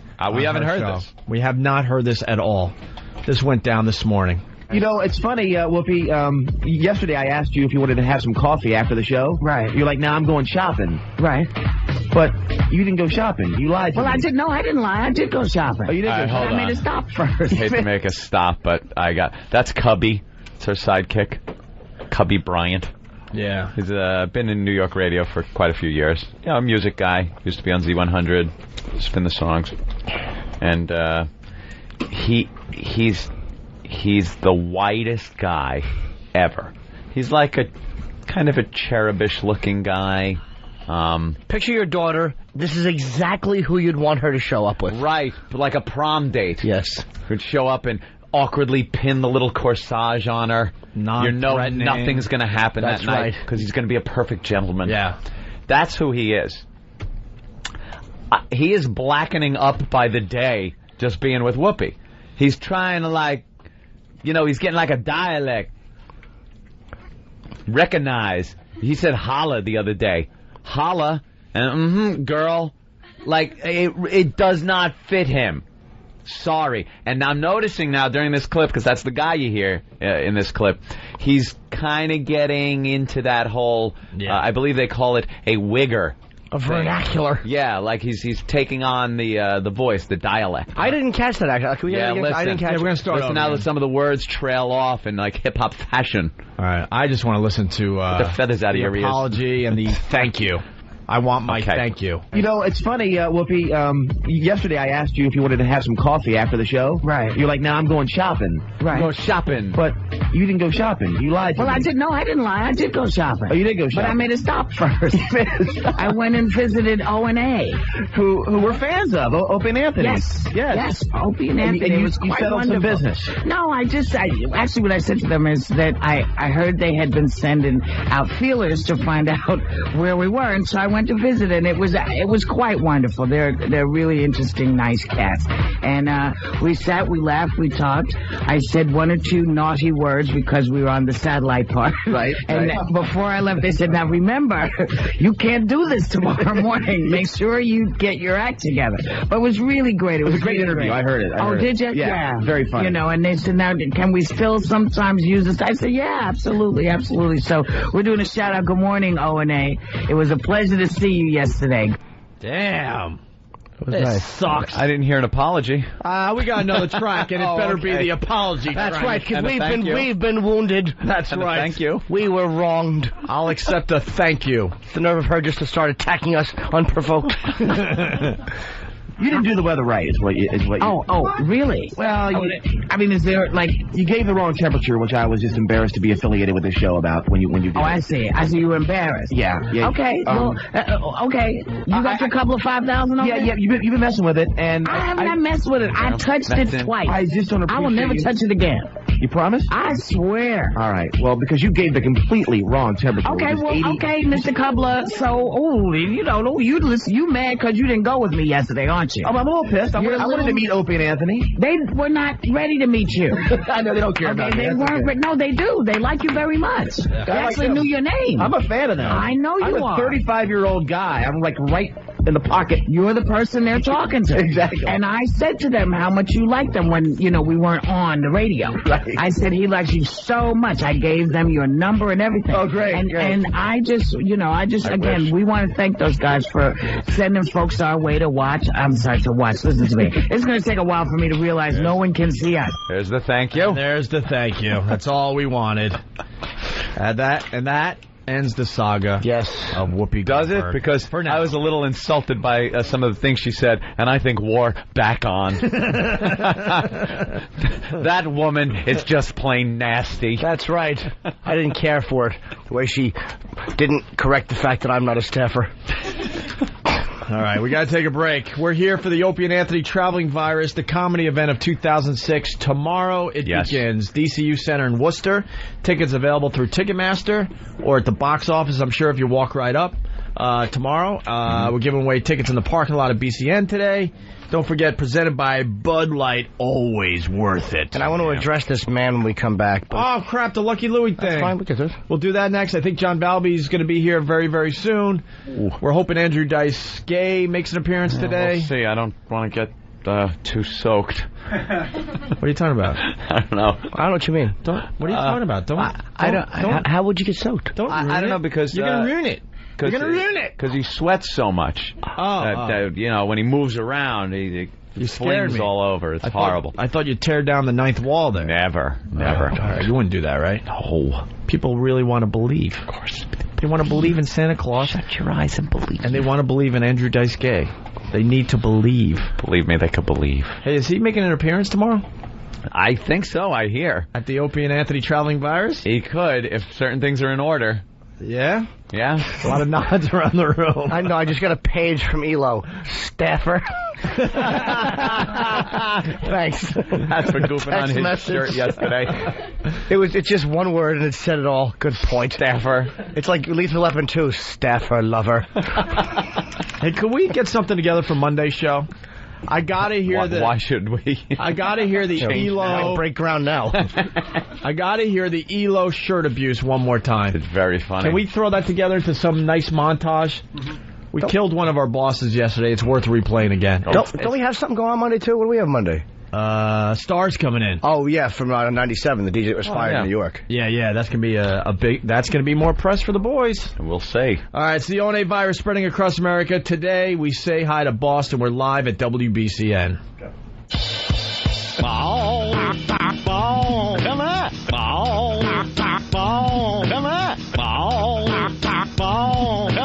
That was a clip from Anthony, the retarded half of the Opie and Anthony show. Opie and Anthony! No, you gotta hit it from there. Jesus. Not one time have we been able to come back from a break to music. That wasn't my fault that time. Whose fault? I don't know. Who do you think? E-Rock. It's the Opie and Anthony show, the ONA virus spreading across America. We're live from Boston at WBCN. By the way, this show's going to hit the road a lot. We're in Boston today. We're booked to go to Philly. Yep. I hear they're going to start a whole countdown thing. We're going to be at YSC in Philly. We're going to be in Cleveland live. Yes. And we're starting to pay attention to cities like Pittsburgh and Washington. Pittsburgh really coming on board. But guaranteed we'll be hitting Philly and Cleveland. All right, Jim Norton in studio, of course. Of course, he's a staffer. Yeah, I have to correct myself. I'm such a dope. Star was on Power 105, the exact rival of 97. Oh. So that he's like coming in you Monday. would know. But I mean, I should know. I live in New York. Shouldn't. You're right. We are white people. You're right. Good point. And Star's going to be on our show Monday. Monday, you come in, yeah. That's a big radio story. Yeah. And he's coming in to talk to us. We're sure the Daily News will cover it, and the Post will talk about something else. That's some kind of transmitter problem that some AM was having out in Montauk. And there's a review in the Daily News of Lucky Louie. The guy just smashed it. But I don't really have a problem with the review. No. His name is David Bianculli. And this is the only part that annoys me. He thinks the show is astoundingly unfunny. Lucky Louie on HBO. He hates it. Astoundingly. Yes. But this is the only part that bothers me. Because, again, if the guy just hates it, he hates it. With a ratio of loud laugh track to horrible writing and acting. You want to attack the acting, that's cool. The writing, fine. I don't really get that, but go ahead. But there's no laugh track. First of all, you fatso, you look like Paul Lynde, and you probably have the same sexual practices. Center square queer. Have a black hog in his face when he writes. Yeah. Okay, so I see you don't have a problem with the guy. No, I don't like him. I don't like his smiling face. Yeah. That's the type of face you see on the other end of a glory hole. Attack it for that, whatever you want. And then he goes, I watch it each week because it follows two of the best shows on television right now, and I have a feeling that it must improve, yet it doesn't. Okay, well, you watch it each week. Keep giving us numbers, fat boy. That's all I wanted to say. I don't care if you hate the show, but don't say there's a laugh track. Yeah, there is no laugh track. Absolutely it's a live audience. Not a laugh track. When you hear laugh, it's because people were watching it as it was being taped and laughing. That is the arrogance of this jerk-off who just doesn't think that people are laughing what he's not laughing at. Yeah. So there's no laugh track, fat boy. Get it right. That's it. Critics have... They have no credibility just for the plain fact that it's simple. It's simple to figure out. It's on the cover of both of the New York papers today. The World Trade Center movie. Daily News, one critic, 3.5 teary stars. That's a pretty good review, 3.5 stars for WTC. New York Post, WTC, why I hate this lousy movie. Yeah. Now, they have no credibility. It's all so subjective that they shouldn't even be allowed to write an opinion. They should be allowed to write what the content is and not even voice an opinion on the whole thing because it's so subjective. I will say, though, again, a guy like this, I despise his fat face because it just, to me, implies a certain sexual orientation. That's just my opinion. I don't know anything about the guy. Wipe that back off, then keep writing, fat boy. Fat boy, your fat yearbook picture. Hope you get cancer of the tongue. I thought you weren't bothered. But I'm not at all. Oh, okay. Not at all. But just don't lie and say there's a laugh track, because there's not. Mm-hmm. By the way, getting back to WTC, you know who hates it? Cindy Adams. Of course she does, because it's not fun and uplifting. Yeah. That's probably why she hates it. She stinks too, man. Only in New York, kids. Only in New York. Her column stinks. She stinks. This is what she has to say about one of the biggest She stories. wants to be the only depressing disaster in New York. She really is. This is competition for her. Stupid picture she's had. The same staff shot for 40 years. Oh. Ready for this? More on Hollywood. Mel Gibson. Big story, right? This is what Cindy Adams has to say about it today. More on Hollywood. Mel Gibson revealed... Yeah, what was that? I'm sorry. I just turned to the page, and I'm looking at Cindy Adams' picture, and I think it was cropped from one of those pictures at the Overlook Hotel on the wall. Yeah, there should be a 1921 behind her. You've always been the caretaker / unfunny writer here. Actually, Jack Torrance's book was actually better than what she writes. Oh, I want to smear avocado on her review. That's true. Have Grady remove it and then lay chop her up. Then I want to kneel in front of Joey. I want to lay him back on a bed and kneel in front of him in a bunny outfit. Her review needs to be corrected. Well, she is a cook. Yeah, that picture was taken a long time ago. Yeah. So, Mel Gibson, one of the big stories, obviously. This is what she has to say. Oh, This is just terrific. More in Hollywood. Mel Gibson revealed a new side of himself. It was known he was a drinker and a hater, but until he attacked Jews while he was in a Planet Hollywood, which is run by Jews, we hadn't realized he was also stupid. So people ask, will this hurt his career? Who knows? We can only hope so. We can only hope so. That's what she has to say about Mel Gibson. First of all, it's not going to hurt his career. The guy pretty much alienated himself from the Jewish Hollywood community with The Passion, which made huge amounts of money. He's very rich. He could finance anything he wants. He could put out movies. People are still going to see him because you know why his career won't end? Because I had a phone call last night with my mommy, and she's all up in arms that people are up in arms about Mel Gibson. She goes, I still love the guy. I would see anything he does. I don't care what he says. I don't care what his ideology is, what he thinks about the Jewish people. It doesn't matter to me. And my mother is exactly what Mel wants going to his movies. So, not even a problem. This guy will be fine. He wants hot older broads to go to his movie. Easy now, my friend. That's my mommy you're talking about. We love your mommy. Don't She's call fantastic. my mom. Don't treat my mom like a cougar. We She's not love a cougar. your mommy. That's no cougar. But she, and that's exactly the mindset of a lot of women out there that are just like, they don't care. They don't care what this guy says. He didn't call me fat. Well, I'll go to see his movies. The way it will hurt his career, I think this is a bad one, man, because it was such a vicious attack on Jews. That's why he came right out and apologized in a groveling fashion and ran into rehab, because even Mel Gibson, the studios can shut out. What studios? Or the theaters. But they can. Theaters?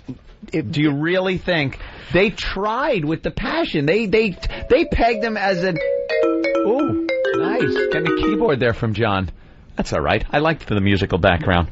You needed to do that at that moment in the middle of an unbelievable Mel Gibson rant. Here's the thing: they can't look, when Dice was at the top of his game, the women's group's protest shut him down. They just paid him all his money. I mean, they will shut you down if they want to. I don't care who you are. And the Passion was at least. But Dice doesn't have umpteen $1 billion and women loving him all over the place. The Passion was at least a film that could. Well, no, I wasn't trashing the Jews. Yes, you were. No, I wasn't. I was just being accurate. So that was like a whole religious issue, but this was such a blatant. There's no denying it. The Jews start the wars. There was no hiding what he was trying to say. This is one that's kind of hard to cover. I'm telling you, man. Yeah. If they get pissed off enough at something so blatant and so vile to them, they can shut you down. I hear if you just give them money, everything's fine. Yeah, absolutely. That actually does work. You throw them a few bucks. He was just drinking.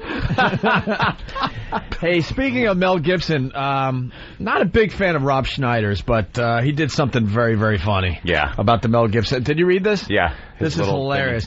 Rob Schneider is really upset with Mel Gibson and his anti-Semitic remarks. Actually, this full-page ad in today's Variety from Rob Schneider that plainly states that he will never, ever work with Mel Gibson under really any funny. circumstances is what tells me that he is really upset with Mel Gibson. That's very funny. Yeah.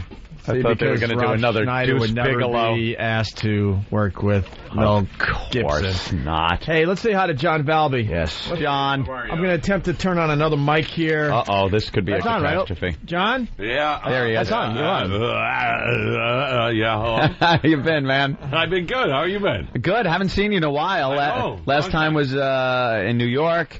You stopped in. Didn't have a keyboard with you, but thank God we were in the Steinway building. Yes, I remember in New York. Well. Very stuffed shirt. I mean, it's the Steinway building. You shouldn't even have to describe it to people. The first floor, huge room, very classy, full of Steinway pianos, and a lot of stuffed shirts in there.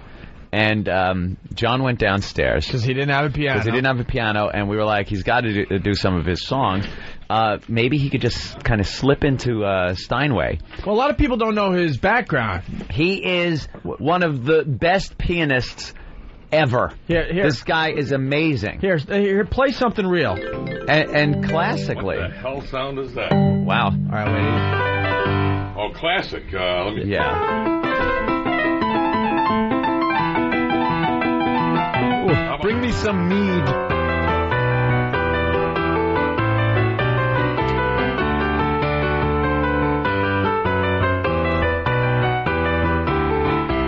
This song was so overrated. That Bach guy, he never got anything good. His name alone, Bach. Hey, do you have something from this century? Hey, I've been a fan of Valby's. I'm 38, probably since I'm about 13 or 14. Yeah, absolutely. And I would listen to like the stuff on the. He would always have like a serious like piece too, as well as the filthiest, funniest stuff you've ever heard. And there would always be like a serious like piano piece too. And I would always like dig those as much as the other stuff. The guy had to eat, is what the story is. I mean, you're incredibly talented. As a musician, and then it's like, all right, how can I make money? I'll play filthy songs on my piano, and I mean, I remember going to some of the clubs out on Long Island, Baby Huey's and Tui's and all these places out. Oh man, East Setauket, and just a bunch of sweating people hanging out in these clubs, just screaming back at the stage, packed, hormonally imbalanced. Exactly, and having a great time. Man, you know how to make a crowd jump up and have fun, man. Getting back to the last visit, or one of the last John Valby visits, he didn't have his keyboard. Yeah. And we had like Ann said, we're in the Steinway building, and these pianos they sell down there, top of the line, thousands. What would you say that the piano that you played would go for? Oh, $100,000. $100,000. Oh yeah, huge grand piano. It's a showroom, and only special people go in there. Like Ann said, everyone, you can't just sit down and go, "Hey, could I play?" You know. And everyone's really, really stuffy in there, and their noses are up in the air. And we talked them into letting John Valby play one of the pianos on our show because he was able to sit down and play a piece that was beautiful. Yeah, and just doodle a little. Yeah, doodle around. Right. And they're like, okay, this guy knows what he's doing. It's safe. He's not going to take a sledgehammer to this thing. You don't look like a classical pianist to look at you. I mean, anyone that can see John knows he just doesn't look like the type of guy that could sit down and play Bach. So somehow he looks like the type of guy that gets out of a car after a family has been mowed down and says, I don't know what happened, as a Michelob bottle falls out. So somehow we pulled it off, and we got John to play. And everyone started gathering around in the store, people that were looking at pianos. They were very impressed. Wow, look at this guy play. And then all of a sudden, Ant and I... Because we were spending that time also to get the cell phone, because that's all we had at the time, hook up and get him on the phone line so we could then go, okay, drop the bomb. Right. Go into Dr. Dirty mode. So we gave him the cue, and then he just turned like a switch. Went into his, at the gangbang, one of those things. And it was just one of his, classic Dr. Dirty songs. The horror that ensued. Horrified people in this most stuffy Steinway building. We're in a weird position today because we're live from BCN. Yeah. And we're going to do the walkover and all that when we continue on XM, but maybe right at 9 o'clock we could play that John Valby bit or something. I'd love to hear it again. Why don't we play that, and then, after that we'll come back live. I think that makes sense today. Yeah. No? Especially because we just explained it, and there's a lot of new listeners that have never heard it. All right? Yes. John Balby's playing the Comedy Connection here in Boston at Faneuil Hall. Nice. Just tonight? Tonight, yeah, just tonight. And, if a tile falls on your head, you get in free. So come on down.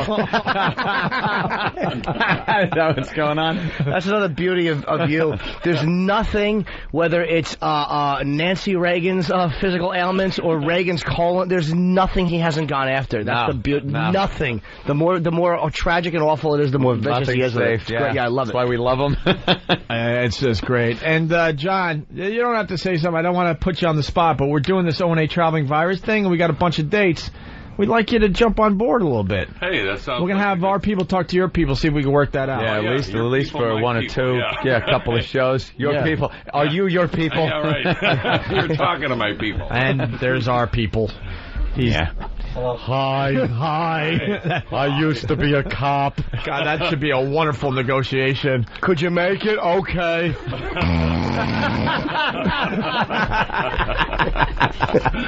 So, does John Valby try to play some stuff or what? Now, this is the dilemma we've always been in with John. We want to be his friend so bad, and we want to do a lot of radio with him. Yeah.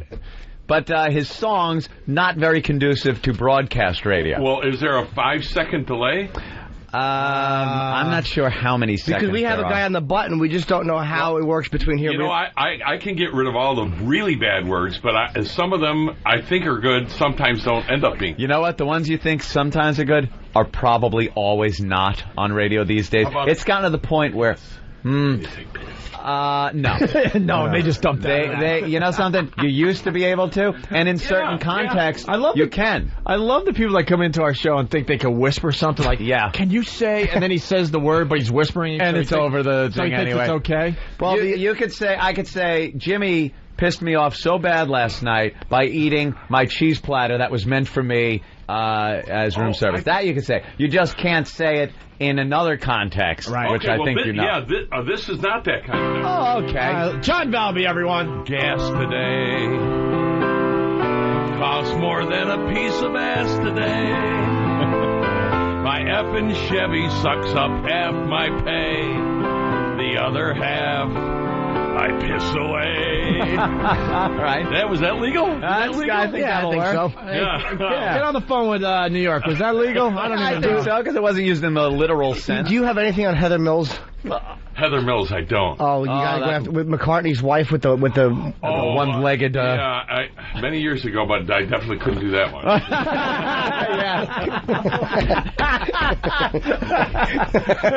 I can only imagine. Yeah, that's with the dump guy. Just be careful if you hear something coming like "I told her not to bunt." The next line will probably be dumped. As she's using her leg as a bat. This hit. I'm hit out of luck, like I told my girlfriend Liz. This old pickup truck guzzles gas like she does. Okay. Hey, can we play this game? An example of what you're... Yeah. That is perfect, yeah. All right, that's how we play. Can we play this game? Yeah, why not? New York will let us play this game. Absolutely. All right, John, do it that way. Do it that way, because that's really funny. That is really funny. It's obvious what it is. Right. Not to me, it's not. So of course, not to most people. I couldn't really figure that one out. No, I couldn't. Yeah. Fizz. She likes soda. Right.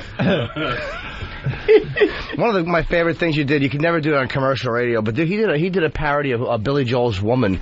It was on What I Did With My Summer Vacation, and it is just brilliant and filthy and vile. Really makes me happy. I wish I could do it. I feel so... Yeah. Well, you know what? We're going to continue on XM, and then you can just let it fly. Oh. Yeah, that's, awesome. Once we hit a certain hour, all bets are off. Yeah. No FCC. I have a subject with there's no dirty words, but it's low-life subject. I've never picked on handicapped people before. Oh, and this guy in Tampa, Florida, in the chair, said, "How come you never pick on us?" And he felt left out. Want me to do it? You took care of it? Sure. I did. Oh, I don't know. That might be in poor taste. Yeah, Jim. John Valby. Who can go to Disney World? Cutting every line. gets the best parking spot every frickin' time. The handicap can, and we're picking on him because he asked me to. Who can eat his dinner while he takes a dump? Grab the mashed potatoes and stirs them with his stump. The handicap can, we're picking on him because he asked me to. How about this? Hair lips, club foots, crips, and the tards. Though I say I'm glad to see ya, I really wouldn't want to be ya. You're as welcome here as diarrhea. Who can take a feeding tube, clog it up with spit, and when you clean his bag, he goes and takes another handicap can, and we're picking on him because he asked me to. John Valby, yes. Comedy Connection tonight here in Boston. We should take a break. We'll take a little break. Stirring potatoes with his stump. Oh, that's good. All right. When we get back, we'll talk to Ralphie May. He's playing the O&A Traveling Virus tomorrow at the DCU Center in Worcester. Tickets still available. We'll see what he's up to. And more songs from John Valby, all right? That's great, man. It's the O&A Virus spreading across America. Today, we're live in Boston. Shuffle, shuffle, shuffle, shuffle. Shuffle, shuffle, shuffle, shuffle, shuffle.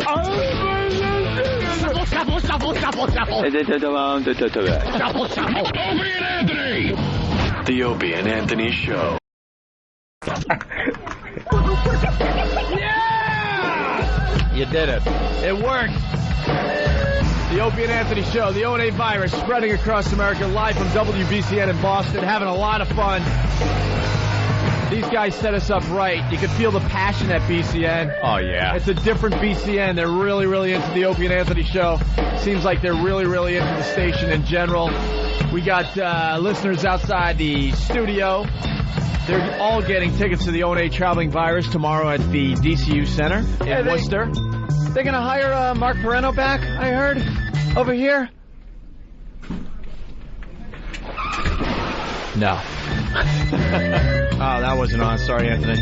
Yeah, there you go. I heard he's getting sprung from the joint. I thought maybe... Well, they're actually going to hire him to go around and give PSA tests. This is what we're going to do after the show. And I'm hearing BCN's going to work with us a little bit today. Every day we leave a lot of our audience behind, and we continue on XM. Mm-hmm. BCN is going to continue broadcasting after 9 o'clock for a little bit today. Ooh. And we're going to go walk to IHOP and buy most of our listeners breakfast. What guys we are. Except for Sonny Ferrelli. Yeah, really. He looks like a large stack of hotcakes kind of guy. Yeah. By the way, the O&A Traveling Virus, presented by Bud Light, always worth it. John Valby in studio. He's playing the Comedy Connection in Faneuil Hall here in Boston tonight. Yes. Are you playing tomorrow night? Chicopee in the Hookie Loud tomorrow in Chicopee. Hey, don't Chicopee. You're not allowed to promote that show. Hookie Loud. You're our competition tomorrow. You can't promote that show. You're in Springfield tomorrow? We're in Worcester. Worcester. That's far enough. Worcester. I'm just kidding with you, man. Worcester. You're always mess with me, and I don't even know it. I like that. I like it that way. I know. I like it that way. A little puppet string, man. Is the connection sold out tonight, or you don't know? It's got to be sold out. It will be. Tonight. Yeah. And on XM, we got to push the hooky loud. See? Yeah. Hookie Loud. Hookie Loud. Hookie Loud. All right, we'll do that because John Valby's going to continue with us. You got a song for this side of the show? Yeah, let me try. You were talking football a little while ago. Baseball you were talking. Well, how about... Oh, his name is Big Papa. Today's what frown on his face. It's what, August 5th. The Yankees are in first place. Some of it's because of pitching. Some of it's because of luck. But remember, even with Johnny Damon, the Yankees suck. You allowed to say that? Yeah, sure. Yeah. Especially in this city. Yeah. They say it in church. Boy, way to go after tough targets in Boston. Wow, really put yourself out there, John. All right, how about my name's Ben Roethlisberger. I broke my effing jaw. Put my steak in the blender. I'm eating it through a straw. My meat got caught in the training wheels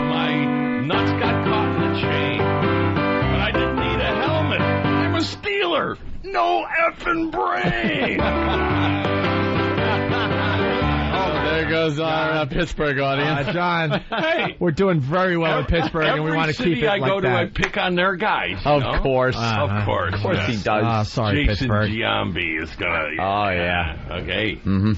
I think Yankees are gonna do it, don't you? Absolutely. I hope not. He's the only Yankee I don't hate, Giambi. It's going to be the Mets this year. Let's go Mets. Mets, Red Sox, 20 years later. Wow. What do you say? What do you say? I'd be all for it. Let's say hi to Ralphie May real fast. Ralphie Let's May go, is part Mets of the... go. Can't wait to hear the song they come up with. Ugh. The Mets are the worst with their publicity songs. They really are. Ralphie! Let's go, Mets go. Ralphie! Ralphie, come in. Come in, Ralphie. Ralphie May. Sweetie. Come in, Ralphie, over. Ralphie! Ralphie May. Oh, boy, we need the BCN guy. We haven't gotten any phone calls today, right? That's probably Ralphie may or may not be on the phone. Ralphie May. Yeah. Oh, wait, maybe this? Yeah, Ralphie! Ralphie! I hear him in one headphone. Ralphie! Yeah. Is this going to be like echoey like this? Ralphie May, everyone. We're having trouble with the phones here. We haven't gone to them yet. Hey, Ralphie. Hey, what's going on, kid? Oh, this is going to stink. Yeah, we can't hear you. Am I doing this right, Mister, Phil? can you fix it, mister? I'm hearing 6 of you. You're hearing 6 of us? Ralphie, how about that? That would be right. Ralphie? Yeah, I got you. Yeah, but this is going to stink. We can't hear you. We have you like in one channel. There's something with the phone connection that's not working. Oh, these phones stink. It's in New York. Ralphie, are you in L.A. right now, or are you in on the East Coast? I'm on the West Coast. I'm about to get on an airplane. Oh, you're coming tonight? Okay. Ralphie, why are you trying to take Genesis from us? It's a Star Trek joke. 8 people are laughing their asses off. Believe me, trust me on this. Hold on, we're trying to fix this, Ralph. Ralphie. Yeah. That was John's keyboard. I got the piano already. He just fell asleep on the keyboard. It's degradable when your mom finds out your girlfriend is inflatable. It's deplorable, but I find her plastic sphincter just adorable. I'll admit it, though her isn't furry like a kitten. I can up the without her. He's learning! I'm going to follow my... Wow, kitten. Is that good? Kitten, yeah, I was wondering where you were going. I bet you they still panicked in New York. No, they of course. No way, because you Albie's learning. Al Dukes is sweating. Yeah, sweating today. Well, thank you, Ralphie May, for checking in. What can I tell you? Is that it? Sorry, Ralph. Hello? We'll have Someone fun let with him know that we tomorrow. didn't screw with him. It's just we honestly can't hear him. No, not at all. Sorry about that. And by the way, we wanted to take Sorry about that. We wanted to take a phone that, call from Philly today as well, but the phones aren't working. So, Club Soda Kenny, what was the big news in Philly again? Go ahead, Ken. We were going to have Tanya, a hot piece of ass, give the info, but the phones aren't working, so now Club Soda Kenny has He's to our go. hot piece of ass. Go, he sweetie. Sure is. Look at him bent over like that. Right, those laps showing. Thank you. The lawn seats in Camden. All right, let's buy lawn seats, people. Come on, spend your money. Come see some handsome and talented people at the show. Buy lawn seats. Wow, what a master salesman you are. Isn't he just the best? At the Tweeter Center in Camden, the lawn seats. Oh, my God, you didn't even... Wait, hold on. This is just to wake people up from that. Yeah, you didn't even tell people why it's important to buy lawn seats this weekend. Tell them, sweetie. That was the big promotion. Yeah, Kenny, the big promotion. The lawn seats are only $10 for the weekend. Only the weekend. If you get them today, tomorrow, or Sunday, they're $10. Starting Monday, they're going to go to $20. That was the big news. Yeah, see, that's why you're the star of the radio show. You and Anthony and Jimmy. Oh, thanks. Jimmy's the a staffer. I'm a staffer. You know, I'm just like, fodder for you guys. No, you're not. You're not a father. You're a good boy. You're more like a mother. His mother.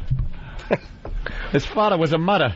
My father bore me better than my mother. He from his he. Mrs. Kirsch. All right. I like just using the That was great. So the lawn seats in Camden went on sale, the Tweeter Center today, and they are $10 all weekend, and they're $20. We were hoping to get 10, or Mel Gibson will comment on you. We were hoping to get 10 minutes out of Ralphie May. Instead, you get this horse crap.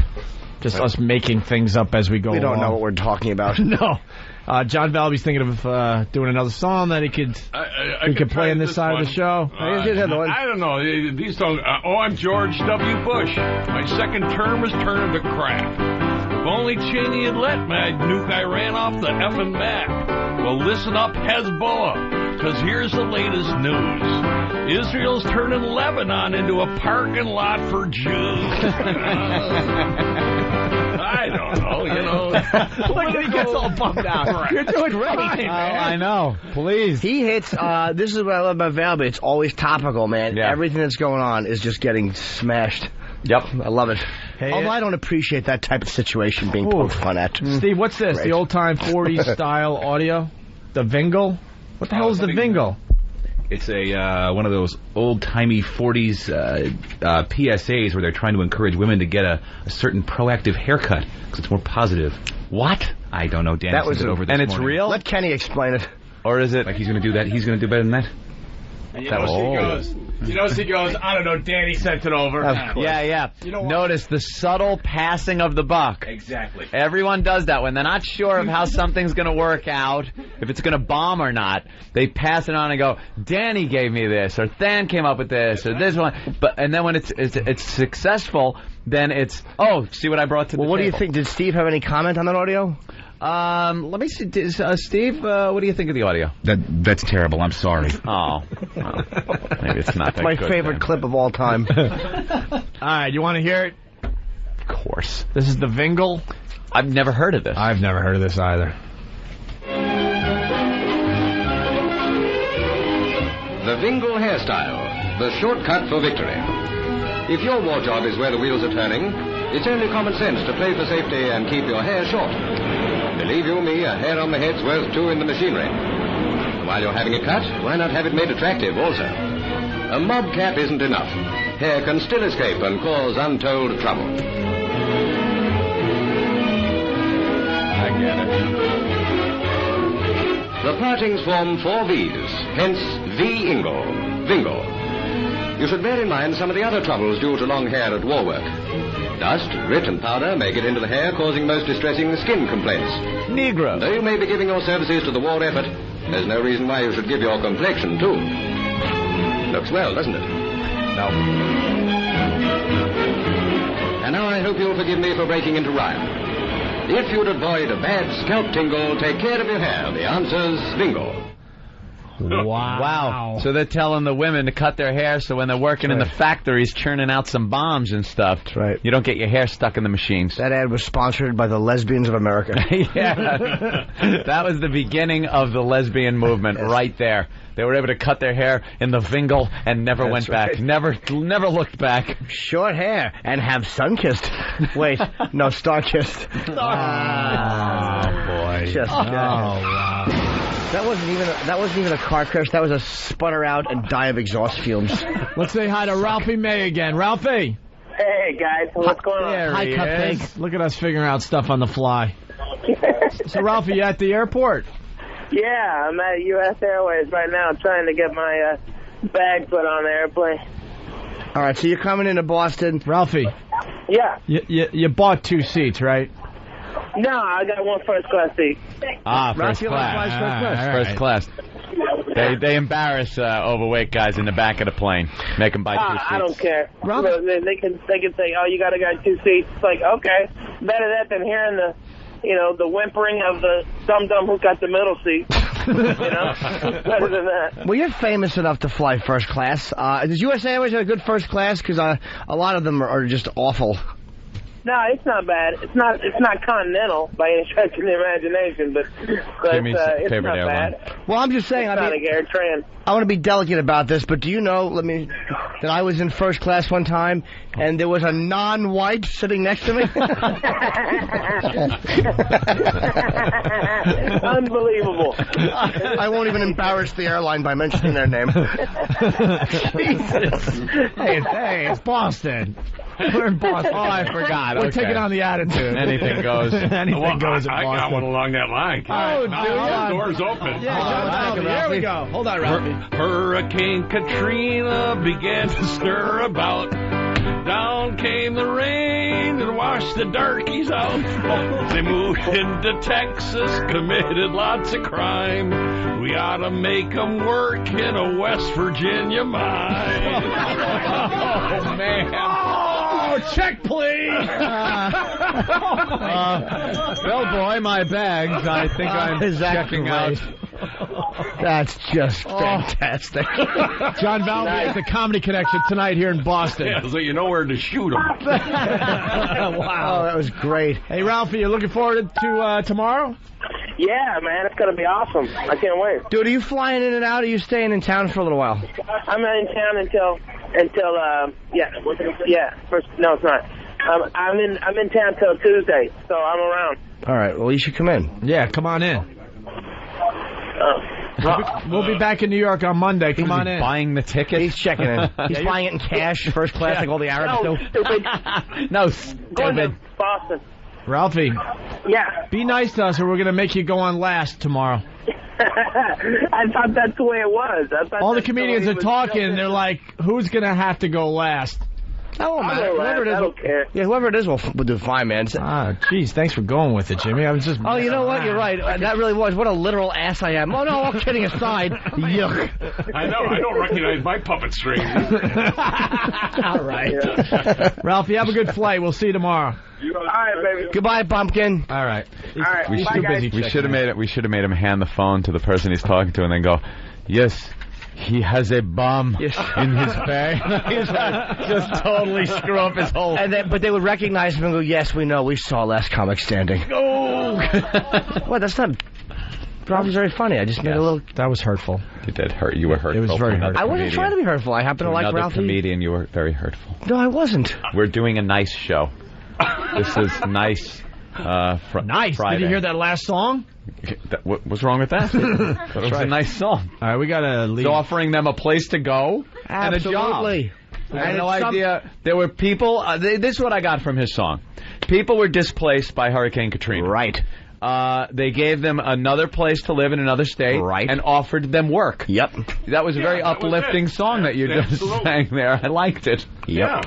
All right, this is what we're going to do. We got to leave this side of the show. We're going to continue on XM, but I think BCN's going to stay with us for a little while. Oh, they are. Are they? We're going into the parking lot, and whoever's out there, we're walking to IHOP with them. I guess the Patriots cheerleaders are out there. Oh, there are. Going to have a nice parade to IHOP, and then we're going to buy everyone breakfast and continue broadcasting our stupid show.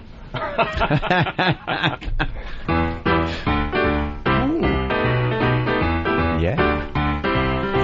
I pulled her pants right down, and what'd you get? A whip for Cape Cod and some underwear sweat.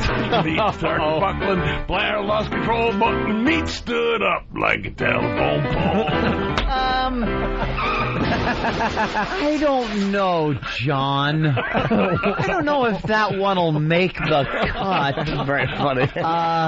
That's right. It's local Cape Cod. He was starting to feel good about himself. He's like, oh, what the hell? I'll try this one. Yeah, why not? All right, John Valby at the Comedy Connection. We got to get out of here. What else do we have to plug? The Palm for giving us breakfast. Thank you. Very good. Best fruit anywhere. Oh, the Palm restaurant here in Boston took care of us big time with lobster and steak and everything else. The Palm, the perfect place to celebrate. Boston Palm, 617-867-9292, or go to thepalm.com. All right, we got to wrap up. Yes, we do. All right. Thank you, Boston. Thank you, everybody. Have a great weekend if you're not joining us on... And Portland. XM. Yes, Portland. Bye-bye. See you. Opie and Anthony Show. Most of us get here on time. We're just fat guys on the air. We are so pathetic. We're fancy, fancy people. The battle of the mental illness. We are going to dumb this thing down to the point that we're going to be number one with Down syndrome children. It's showtime, folks. It's the Opie and Anthony Show. You'll love us. Opie and Anthony. The Opie and Anthony Show. Opie and Anthony. The Opie and Anthony XM walkover begins now.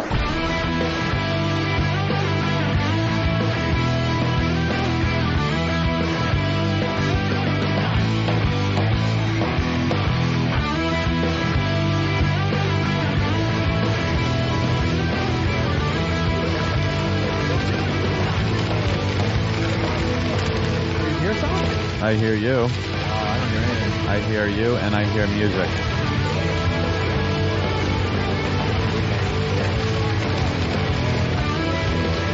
What about Jimmy Norton? Staffer Jimmy doesn't get a mic? I don't hear anything. I'll just unzip. We're on? Oh, we're actually on? Like this is it?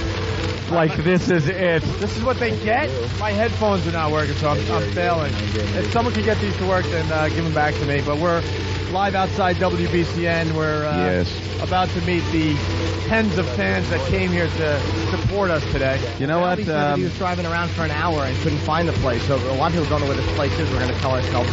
By the way, lucky me, because I said I'd buy breakfast for everyone that showed up, and it looks like I have to buy breakfast for 10 people. I really wish a busload of like fucking 50 so fans would have showed up. I think we're on BCN also. Really? Yeah, with your potty mouth. I hope they have a dump button here. Yeah, they do. It's all right. So, we forgot to give it the big plug, by the way, at the end of the first half of the show. Mm-hmm. The big O&A Traveling Virus tomorrow at the DCU Center in Worcester. Tickets still available through Ticketmaster.com. We just played Baldy's appearance on the XM show last time. Did that just come? No, that was just on XM, and then they played music here. I know. Is that why Lenny Kravitz was playing? Yeah. Wake up, Jimmy! I forgot how funny that bit was. I'm standing there with Baldy listening to it. It's so filthy. It's really brutal and it's great. Yeah, hysterically funny and filthy. And just the fact that he did it in the Steinway building is hysterical. Yeah. He goes into because he's playing such beautiful classical music, and then you hear dun, dun, dun, dun, dun, dun, dun, and you know it's just going to get raunchy. Yeah. Hey, where'd your mic go, Opie? There it is. Okay. There it is. We're sharing mics and all that. By the way, that John Valby bid, you can find it somewhere on the internet. Maybe oavirus.com or go to one of our fan sites and they'll help you find it. Because a lot of people didn't hear that today. No. This is... Oh, Jesus Christ. Wow! All right. This is a nice crowd out here. More than I thought there'd be. More than I thought. But I love the fact that all the empty tables... Yeah. Oh, Zilches, what a collection of Zilches you love.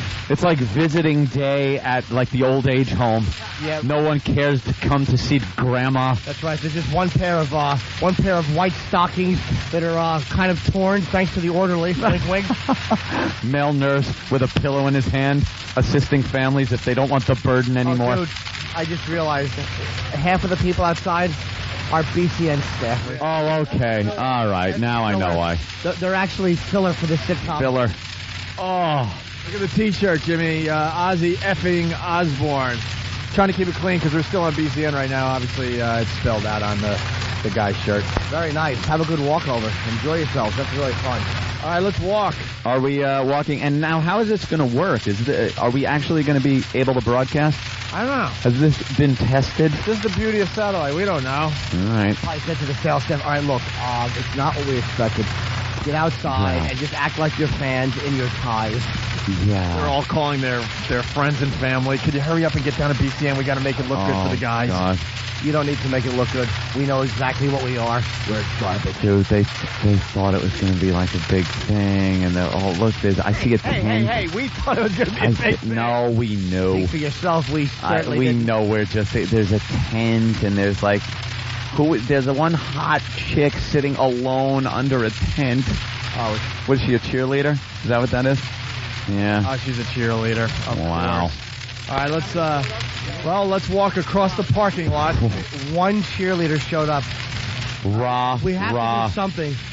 I don't mean assault necessarily. Necessarily. Let's no. go talk to the one cheerleader. Yeah, let's talk to her. That was brave enough to show up outside WBCN today.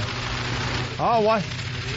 Get out Wow. of the way. We got to Trying to wade through our fans here. And did it start raining? Yeah. Jesus Christ. We can blame it on the rain. Can anything work? We're always looking for an excuse, so we'll blame it on the rain. Look, the tables are still wet. Yeah, they're a little wet. So it kept people home today. That must be it. Oh, by the way, as you walk across the parking lot, you can tell which ones are fans and which ones were the BCN staff that came out to make it look good. Yeah. Yeah, because the staff is wearing ties and saying things about products. Hey, I hear Stacker 2's coming aboard. Shut up. They're looking at us going, we're counting on these guys to save us? Great. Hi. Here's wow. Holy Jesus. Oh, my God. Oh, boy. Hi. A little scared, are you? Who's going to approach the hot girl? You should be. Hi. Oh, hi. I'm Mr. H. How are you? Hello. Hi. You're the only cheerleader that showed up today? The only girl that showed up. Not much of a budget at BCN, I guess, huh?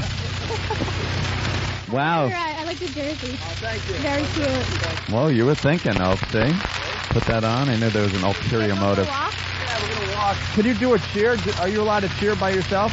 Why are you twitching? Are you nervous? No, I can do a cheer if you do one first. No, that's not my... Oh, Kenny. Oh, Kenny. What if Kenny does one? Kenny will do a He's cheer. big and stupid. Ready? 1 bit, 2 bits, 3 bits a peso. Come on, cheerleader, sit on my face-o.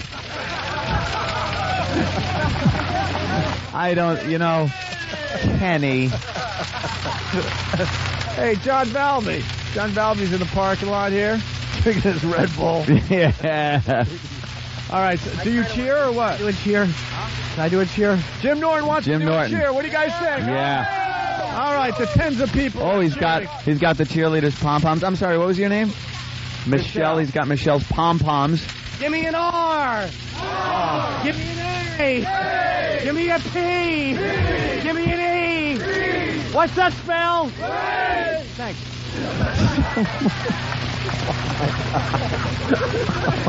This is not going to endear her.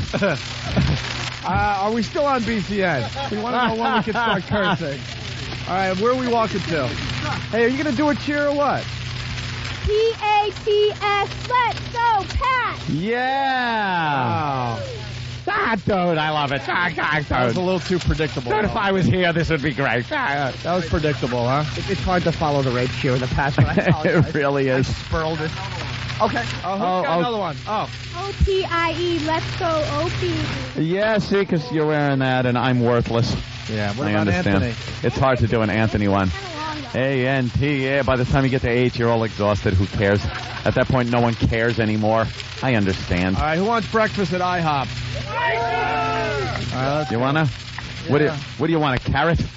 No, I like the big I mean, I'm just talking about how you keep such a girlish figure. Okay. I'm a girlish. I mean, 8. You're a very tiny girl. Very lovely. Yeah. You have heels on?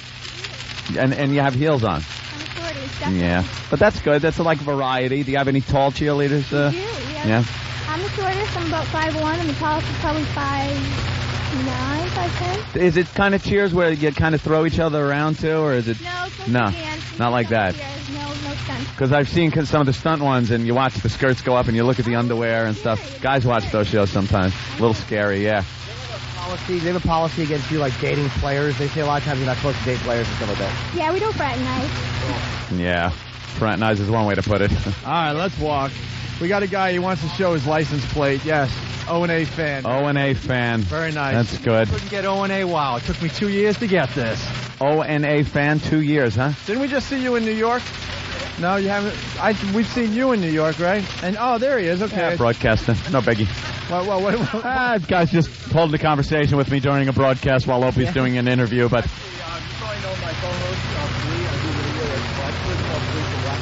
of course. Yes, good old play. Co-host. Dave, by the way. That's Dave, by the way. Who let Boy Gary in? He's still babbling. It's nice to know okay. you know the ins and outs of radio. You talk without a mic. That's great. If we had more people here, I'd have you removed. But it's... All right, let's go. How do we get to IHOP, by the way? We know the way? I don't know. Great. How about we have the cheerleader do something? Why does this look like a prison escape? Oh, my God, she's signing autographs. Oh. Looks like BCN doesn't have much of a budget. They sent one cheerleader. Oh, state police helping out. Anyone that wonders what the Opie and Anthony show is like, this is exactly what it's like. This is Just it. a bunch of empty, rain-covered seats. A lot of hopes and dreams. Ooh, look, a bus with plenty of seats will be open on. You know, I agree with Whoopi now about people even walking up to her that are our fans. They are frightening. All right, well, we got a state trooper here. I don't know if we're getting arrested or if he's going to help out. Or if he's going to be helping us Oh, out. Kenny. All right. That's all her autographs on the ground. Someone just put the cheerleader's autograph on the ground. How you doing, my friend? Yeah, those guys are all business. They are the all state business. police. They are all business. You were brave enough. Oh, there goes the sales staff. Saying hi. Yeah, they're Wow, now back we know in. how many fillers they got. Oh. And walk. Now, you know what they're doing now? What? Some kind of contingency plan. All right, we know we're not going to be able to sell these guys. There were 8 people outside. Yeah, listen, is They're Sandy in Hagar panic available? mode. They're in panic mode. That's good. Let's call Sinbad and see if he could do a radio show. All right. Bam, videotaping everything. Is that what you're doing? Great. Good. Not enough. Until I kick you in worthless the balls. video of us. Yeah, get the kick in the balls cam. Oh, are we still on? Yeah, we're still on. When do we get to curse? I don't know. Someone's got to give us the signal. Yeah, let us know when we can. By the way, is everyone going to the O&A Traveling Virus tomorrow? That's All right. They all got free tickets. They all got the free tickets today. By the way, we're going to be at BCN for another 2 hours, so if you do show up in the parking lot, we'll give you tickets to the show. If you're in the area. We're just taking a little walk. We'll be back, though. I have nothing. No? You have nothing for the walk today? This unbelievable walk is so exciting. There's so much going on in an industrial park. You got to love the T-shirt this guy is wearing, Jimmy. Yeah, Brokeback Cheater. Makes me very happy. It's just the location of this. BCN really is. It's a good studio, but the location just stinks. It's in a weird, isolated, industrial park. So why do they have to move? We lived up here for a bunch of years, and we've been coming back ever since. And I couldn't tell you where we are. I couldn't tell you where we are. Yeah, behind some fat guy in a leprechaun hat. Creep. There's people down at the old studio. Oh, Hey, great. There you go. Make us feel better about ourselves. There you go. There. Well, that's where I was. I was down there half an hour knocking on the door. No one answered. Great. I walk up to the back. They're like, yeah, they're still here. People still think WBCN is still down there. Well, it was there for what, 20-some-odd years? They just moved this less than a year ago. It's a machine shop now. Yeah, it's like a printing Printing presses. Who knows what it is? We're blocking Isn't traffic. it Tower Records now or something like that? No, it still says WBCN. It still says BCN on the front Oh, not too confusing. Great.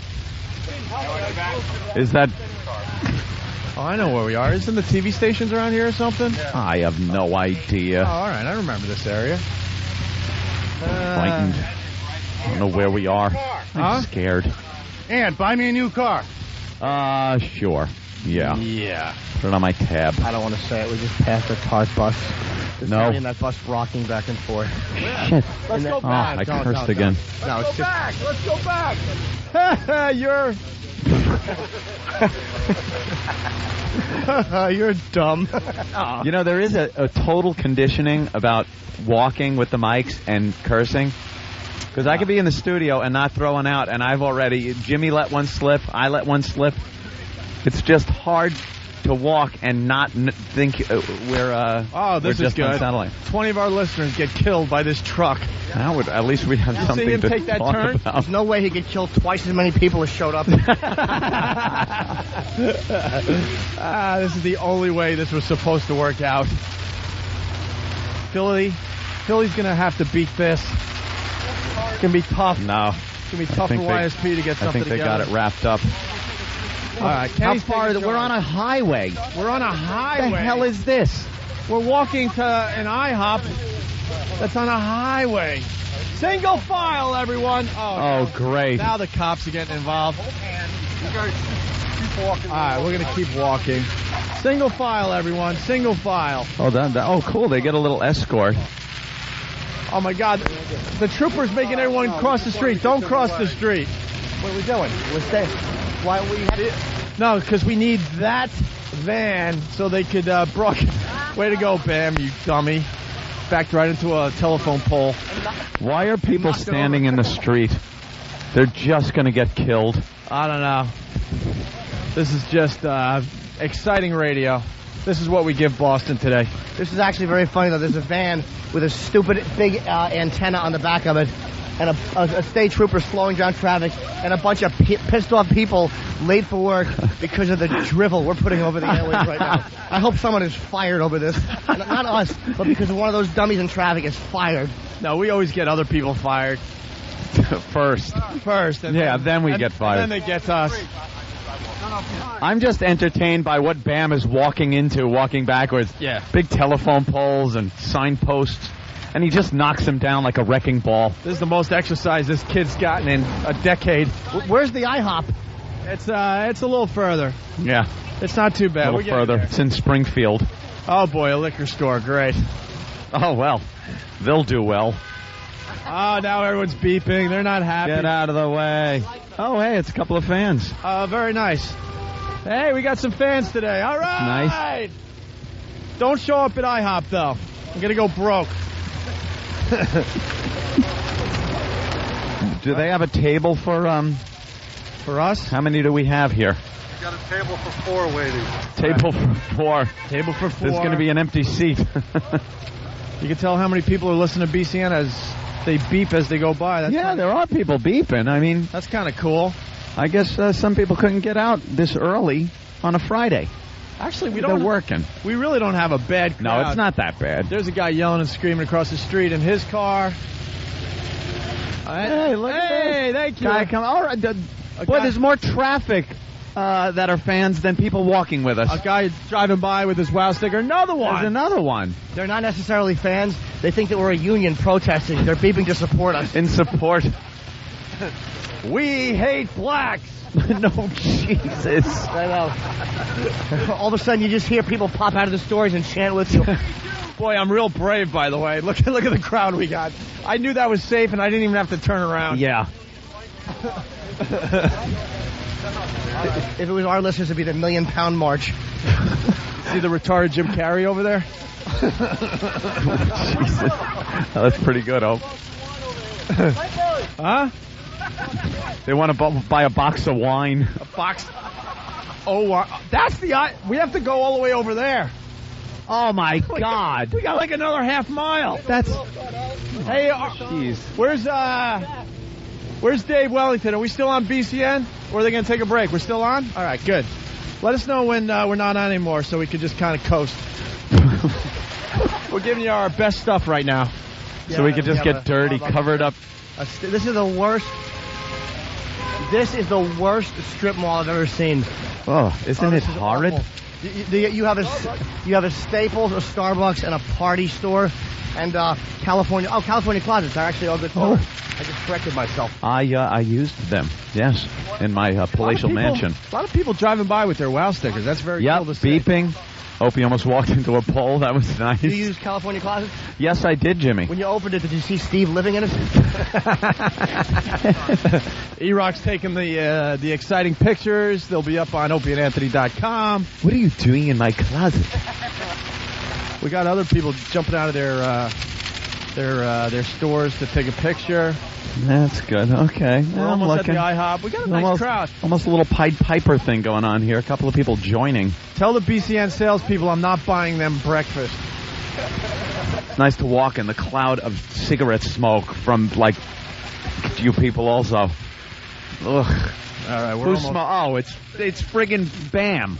We're almost at the IHOP here in Boston. Sonny with a cigar and you with a cigarette. Walking upwind. Get downwind. Breathe in that crap. And Jimmy, I can't believe he's talking about how tired he was walking with the camera, so he lit up a cigarette. Wonderful. Our old friend Jimmy, by the way, who was voted most likely to eat us alive. Yep. He's actually backing up, just lining up a shot. Look at the look in his eye. I don't want to piss him off ever. He's been following us since he was like 8, I think. How old are you now, Jimmy? 18. How long have you been listening to the show? 8 years. He started listening to us when he was 10. Thank God we didn't touch him. This is what the show does to people. Look at him. We do have an influence on the youth of America. Look at this kid. It's very depressed. What, Jimmy? Sam's complaining about the walk. Sam's complaining about the walk. It's too far. Light up another cigarette. All right, we're at Mickey D's. We're almost at the IHOP. Boy, are they going to be surprised when everyone enters IHOP and we start running. I'm sure IHOP won't be surprised. Half of these people probably spent New Year's Eve there. Are we still on the air? Dave? Apparently so. We're still on the air? We're still on the air? Oh, man, you're nuts. I would have bailed like, I don't know, 10 minutes ago. I would have thrown on a Smashing Pumpkins song. All right. This was a great idea, walking a mile. We walk a block in New York City. Yeah, well, the action could start up. We are passing a Days Inn. What's up, bro? How are you guys? More fans? Gentlemen. We're picking up fans as we walk, by the way. Keith the Cop, everyone. Yeah. You can stay on BCN as long as you want. Totally up to you. Oh, really? All right. Well, as long as you let us curse. That ain't gonna happen. Is this old man jerking off in his Dodge? What is he doing in there? Someone talk to this guy. He's reading the want ads. Look at him. He doesn't know what's going on. All right, let's go say hi to this guy. We're surrounding his car. Hey, tip his car over. What's going on, bro? Hey, go away. We're just go away. Oh. Huh? We want your comments on... You want a WOW sticker? Watch out. He might start his car up and hit the gas. You have any comments today, sir? Which way he goes, nobody knows. What is he reading in the news, Opie? What are you reading in the news today, sir? Nothing. Oh, he's ignoring you. He's not happy. That's it. He's not happy. Love you, Mr. Oldies 103 Rock. By the way, I think that was Whitey Bulger. He's hoping the 13-year-old shows up. Oh, God. Oh, man. Cop again. Where's Dateline when you need him? You were waiting in your car for talk to this girl. Another fan of the show. Hi, it's a girl. Did you hear that we were walking this way? Listening to you, and then I saw you. And you knew we were walking, so you stopped here to say hi. Exactly. Are you working today? I'm on my way to work right now. Damn it, you can't join us for flapjacks? Wish I could. Can we see your flapjacks? Opie's always got to put me in the line of fire. But then again, I remember she doesn't have headphones on, so you can say whatever the hell you want. Hey, well, that was nice of you to stop by. You got a boyfriend? No, I don't. Do you want to pick one of these? We're not even gonna. You don't have to answer that right now. You could think about it. Watch out for that old man over there. He's doing something. Yeah, there's an old guy in that car, and he's reading the paper, but I think his hand was moving. You want to ask the lady anything, Jimmy? Are you Irish? Yeah. You have freckles. I like that. It's very sexy. Thanks a lot. So you don't have a fella? Not really. Wait, where are you going to work? You don't have a bra on. Oh, wait. Jesus, Opie. Well, someone's got to mention. She says she's on her way to work and she doesn't even have a bra on. Yeah, what do you do? I'm a photographer and a filmmaker. Are you really? Oh, see? Very artistic. Cool. Do you need to make a little extra money? No, I don't. All right, well, take care. All right, thank you. Thanks for stopping by. She's a fan of the show. There you go. All right, we're almost at IHOP, and oh my little God, Irish girl. I'm going to go broke. Why is that bus parked in front of IHOP? Are they going to pile out? Thank you. One of the listeners just gave me this really cool European Black Sabbath tour backstage. Oh, who gives a crap? Good point. I stayed during 9/11. This is the terrorist hotel. Oh, wait. Hold on. All right, Stop. now we're at a landmark. Now we're at a landmark here in Boston. What do you know about this place? Watching what do you call it? The A&E special about terrorists, and they stayed at the Days Inn on the Charles River, Closersfield Road. This is it? Why do you think the room's so freaking cheap? So this is where Mohammed Atta stayed. Ain't been laid much. Yeah. And ain't been laid much. Okay. Wow, what room? Anyone know? No. Oh, don't curse, don't curse. They're allowing us to stay on BCN for a while, so there's somebody looking out their window. Oh, now she just ran away. Oh boy. In between tricks or something. I guess. That must be. That's boy. What a great thing to have as your history. Hill? Oh, Greg Hill sucks. Yeah, Mantown. Mantown. That's just sweeping the nation. Yeah. So that's pretty interesting. This is a hotel. That's kind of scary. I would have that on the front door. At least it's got some kind of history to it. Bring the people in. Stayed here. It's an awful hotel. Jesus, what a piece of crap hotel that is. All right, we're just about at IHOP. Hey, how you doing? Does IHOP know we're coming? Yes. All right, IHOP knows they do? we're coming. All right. Wow, we are almost there. Yeah. Thank God we had so much entertaining radio for the walk. I thought it was pretty good. An industrial park. Wasn't bad. A girl without a bra going to work. And crazy jacking it guy. With his red eyes. You see the red eye? Get away from me. Crotchety old man. Not happy. No, he didn't. Watch your step. She said she'd be here at 8. I'll give it another hour. I met her online. He actually looked like Ted Williams, who had his severed head put back on. All right, we're at IHOP. I'm buying breakfast for the first 10 people that gets in the door. Oh, no. That's right, breakfast for the 10 finished people. 2. That's still, yeah. Hello. Huh? There might still be people at BCN. What's the ambulance? Hey, there you go. The Bambulance. Bambulance. I gave the man UPS. We got the broadcast van. A guy with the wheelchair just rolled in. Oh, boy. Oh, boy. Well, we're here. I think they're raising the boom on the truck so we can broadcast. By the way, we should tell BCN, the people that are listening right now, this is just us screwing around. Don't make any impressions today, please. Yeah, this is like bonus show. This is what we do. Excuse me, pardon me, I need to throw this in the trash. Let Club Soda Kenny make the big announcement to IHOP. He's good at this. Oh, no. Oh, boy. Here he goes. And I want to know when they can as we enter IHOP. All right. Good. Good morning, people of IHOP.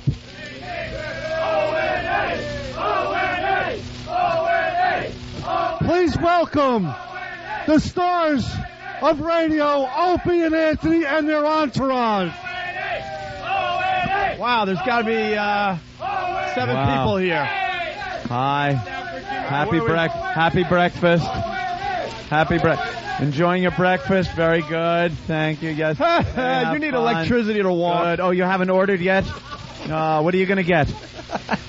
The pancakes, of course, they're wonderful here. We love it. I guess they put us in the back here. Anthony didn't even hear it. No, I missed it. He never gives me love, ever. You never give me love. But I was trying to... I said, you need electricity to walk. Jesus. Okay, that was really bad. All right, where are we sitting? Just a big round table. Let's see. Wow. I like this one. I don't know the square one. No, a booth. We can't. We got to be in the round. A round table. Yeah. Jimmy, do a round table discussion. Jimmy, save a seat for Jimmy. Right there.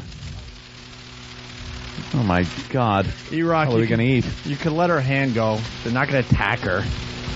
All right, take a seat. Hello. All right, we have sat down at IHOP. And we're buying breakfast for this crew. What? You're not the server? You're not the server? You don't want any part of that, right? No. No, you work for BCN, right? Yeah, she works for BCN. Yeah. She's just helping us out. She's handing out menus. Let's see. I need coffee. Bill needs coffee. Try the trout dog. Hey, can we take a break and then we'll come back from IHOP? Then BCN can figure out what they want to do. Okay. Why don't we do that? Are you guys going to have... I don't know. I wanted to get these guys saying something. There's more people than there were when we left. What happened? I'm seeing dollar signs flying out of my wallet. Cha-ching. You volunteered, my friend. I'm an ass. If you're wearing a suit, I'm not buying you breakfast. All right, everybody, what we're going to do... Kenny, give us the big plug and take us to break so BCN can play some commercials. Also, we're going to do a dine and dash, everybody, so keep it on the QT. We're all skipping out on the check. All right, Kenny, go. All right, we're broadcasting live, WBCN and XM Satellite Radio. We're at IHOP. We're going to eat breakfast. Hey, the big plug for tomorrow's show. I'm Bill. It's the big build-up. Okay. And tomorrow, everybody be at Worcester at the DCU Center for the O&A Traveling Virus Show. Ooh. Be there or be square. We'll see you later. Opie and Anthony, live from Boston, where everything is taken in moderation.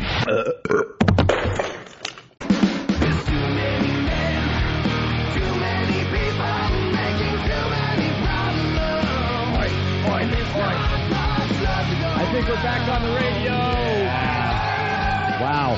The crowd turned out to be very, very good, by the way. It started out a little lame, but by the time we got to IHOP, very, very nice turnout. A lot more people came on board. It was like the Pied Piper. Yeah. Yeah, people just came off the street, pulled their cars over, parked, joined, and hanging out in IHOP.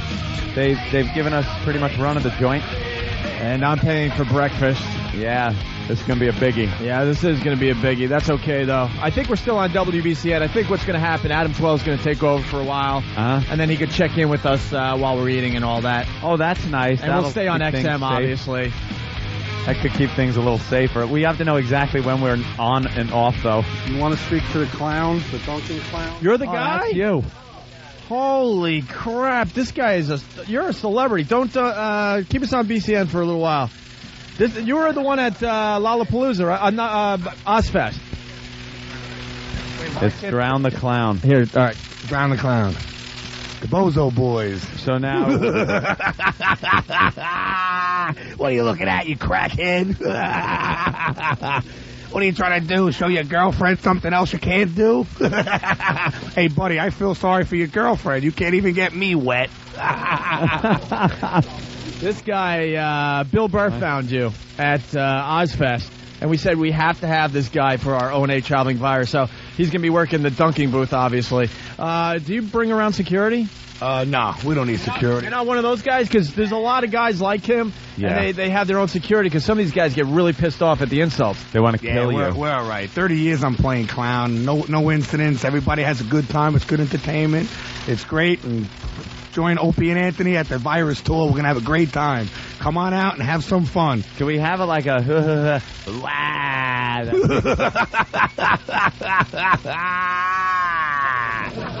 They're loving it. Hey, can you make fun of our listeners? Who wants to be make fun of this? Look at that beautiful blonde over there. Hey, sweetheart, you got such beautiful blonde hair. Why'd you dye the roots black? And look at her boyfriend over there. Looks like Forrest Gump. Run, Forrest, run. Look at this guy. Oh, my gosh, you got more rolls than a bakery. You got more chins than a Chinese phone book. What are you laughing at over there, buckwheat? Smile so I can see you. You gotta hit the red. You knucklehead. All right, very nice. Drown the Clown at the O&A Traveling Virus. Who wants a hat? There you go, and here's another hat. Oh, you got a hat? Pass them out to the guy. Pass them out to these guys. These are the guys you want wearing your hat. Kenny, anybody else here today? I mean, we got all the big celebrities for our Boston broadcast. Sonny Ferrelli. Sonny, you haven't said anything yet. You're just taking it all in? I hope he brings his game material. That's okay? He's just babbling. All right. Yeah, Sonny's just babbling. Are they going to serve breakfast, Kenny? What's the deal here? Yeah, we're trying to get the minorities to move a little faster to take our orders. Did everybody or most people get a menu? Sonny got a menu and just said yes and handed it back. All right. I think we're going to give it back to Adam 12 for a while on BCN. He'll check in with us to see how it goes here at IHOP as we buy breakfast for our listeners, and we'll continue on XM. So, Adam, you can take it anytime you want there.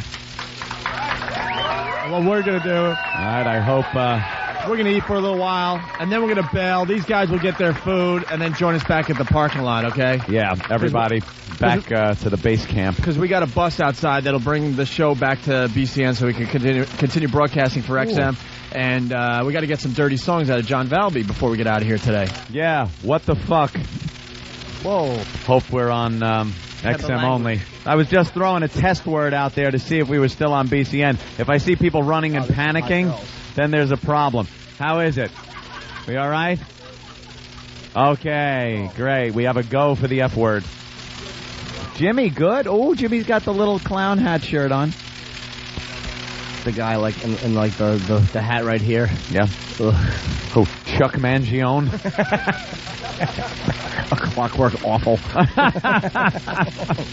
A Clockwork Lemon. All right, well, where's our coffee? Where's our food? We just ordered. Now we just start whining because...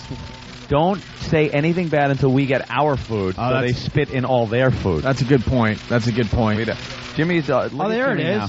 Jimmy's now talking with an attractive lady. I was talking with the cheerleader, and I think I'm doing good. I'm like, so you gonna eat? And she looks at her watch and goes, nope, I'm out in 15 minutes. You really said that? No, she's not being mean. She's just, she's only here for a little while. Oh, they paid her for an hour. I don't blame her. That's normally what I do. Can we just make it like it normally is for me? Like when you leave, can you just go, hey, thanks a lot, and we'll avoid eye contact? If it's going to be like it normally is with you, you have to hand her cash, Jimmy.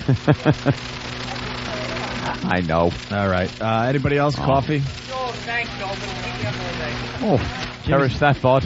Jimmy, sit over here so we can share mics. We're sharing. Yeah. I want to share with Jimmy. You could share with Jimmy. But then he won't be sitting next to the cute cheerleader. Yeah. I think that's what he wants more than he gives a crap about what's going out over the air. Boy, how obvious is it that we have to get back to home base? What? I think we're having a lot of fun here. We're like the guys outside the space shuttle in space, like, could you bring us back inside, please? Back. We checked, the tiles are all fine. We're coming home. Right. Is there any boysenberry syrup? I don't know. Which one's the boysenberry? Kenny, have that checked out. I haven't had it since I was a kid. Candles? No. That's got me a little flustered. Yeah. You have to just grab them with a napkin. Very sticky. Very sticky. Jesus. Boy. Kenny's got to put... So to Kenny and his reading glasses, everyone. That's always a treat. Boysenberry. What is a boysenberry? Kenny, what's the deal here at IHOP? Because we have to do a radio show. You know, my girlfriend used to work at the International House of Pancakes, and when she got done with work, I'd hop on her ass. That would be good if the place was called I'd hop. Too bad she didn't work at the Palm because you're a jerk off. Hello. Hi. Anthony, you ordering? I thought I ordered already. Oh. Yeah. Oh, I don't want anything. Wait, come over here. I had the French toast. Come here, Toots. 2 people ordered, 200 to go. Yeah, you got to take orders for everybody. You're going to get a nice tip. Huh? Yeah. Take from this table first. Yeah, we've been... Oh, I'll have... I got the big orange juice. I said French toast. I already told someone. You said this table first, and then basically just in order of ethnicity. Yeah. By the way, Opie...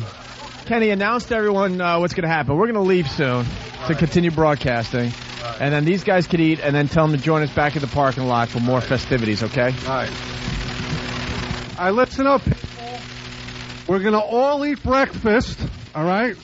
And then the stars of the show are going to exit earlier. And then when you're done eating, come back to the parking lot of BCN and we'll continue the merriment.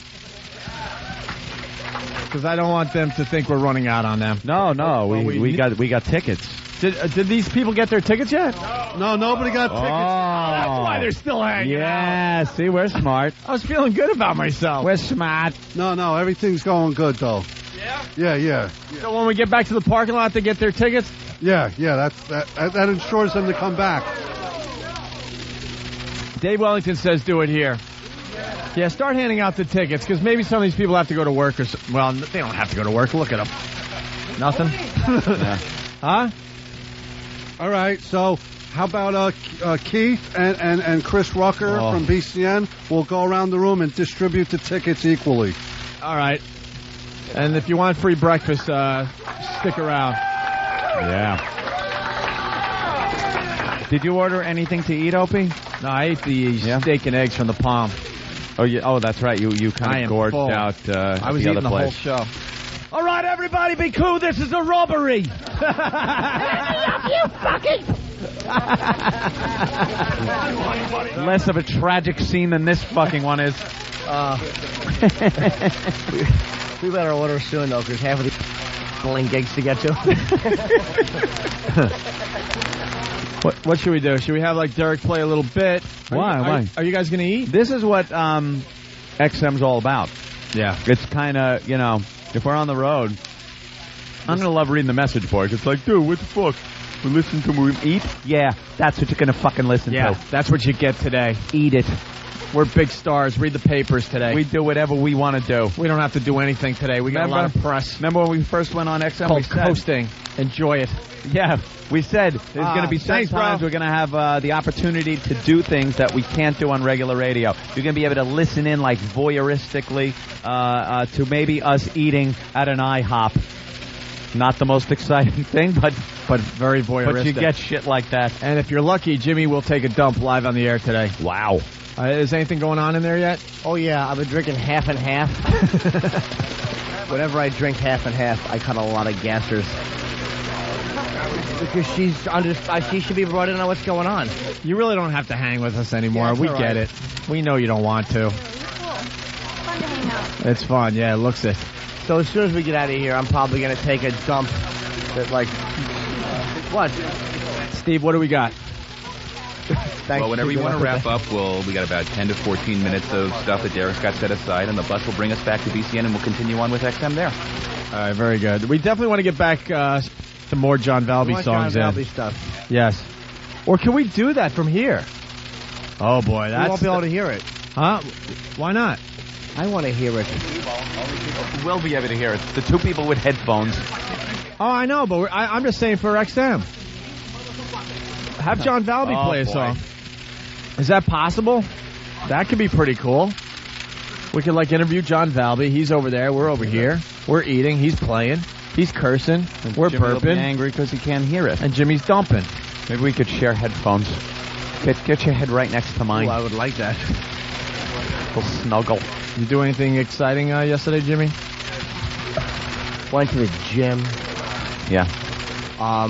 Watched Lucky Louie with Kenny in the gym. I went back. Did Kenny just comment on, like, look how good you are? No, because he knows I hate watching myself. There was just two other guys in the gym. It was really creepy. Yeah. Really homoerotic. Four men just sweating. Pump one more out. Come on. But just to watch But his... he's jerking you off back in your room when he says that. No, it was all right. I'm just really tired. As soon as this is done, you guys have a sales meeting. I have a bed to put my fat face into. Oh, great. I forgot about that. That's right. How long is that going to be? I need an answer immediately. Another hour. Is it going to be an hour? I think so, yeah. I hear there's like 37 of them or something. I don't know. It's going to be a ridiculous amount of like sales people, and we got to sit there and listen to it. I might go back on BCN tonight. Really? And do what? Just play Spin music. a little? Spin some songs. Become a rock jock again? And screw around a little bit. Wow. I was going to invite you, but I knew you'd say no. Fuck that. It's we could go early on. in the month. New movies at the hotel. We could go on and just play the songs we like. You can go on and play the songs you like. I might tune in. All right. Well, we don't even have a paper in front Jimmy? of us. If I want to go on. Jimmy, you want to go on? No, my health doesn't allow it. Poor girl. You would think the staff would give us some newspaper so maybe we can make some shit up. But we don't even have a newspaper in front of us to make it sound like we're actually trying to do a radio show.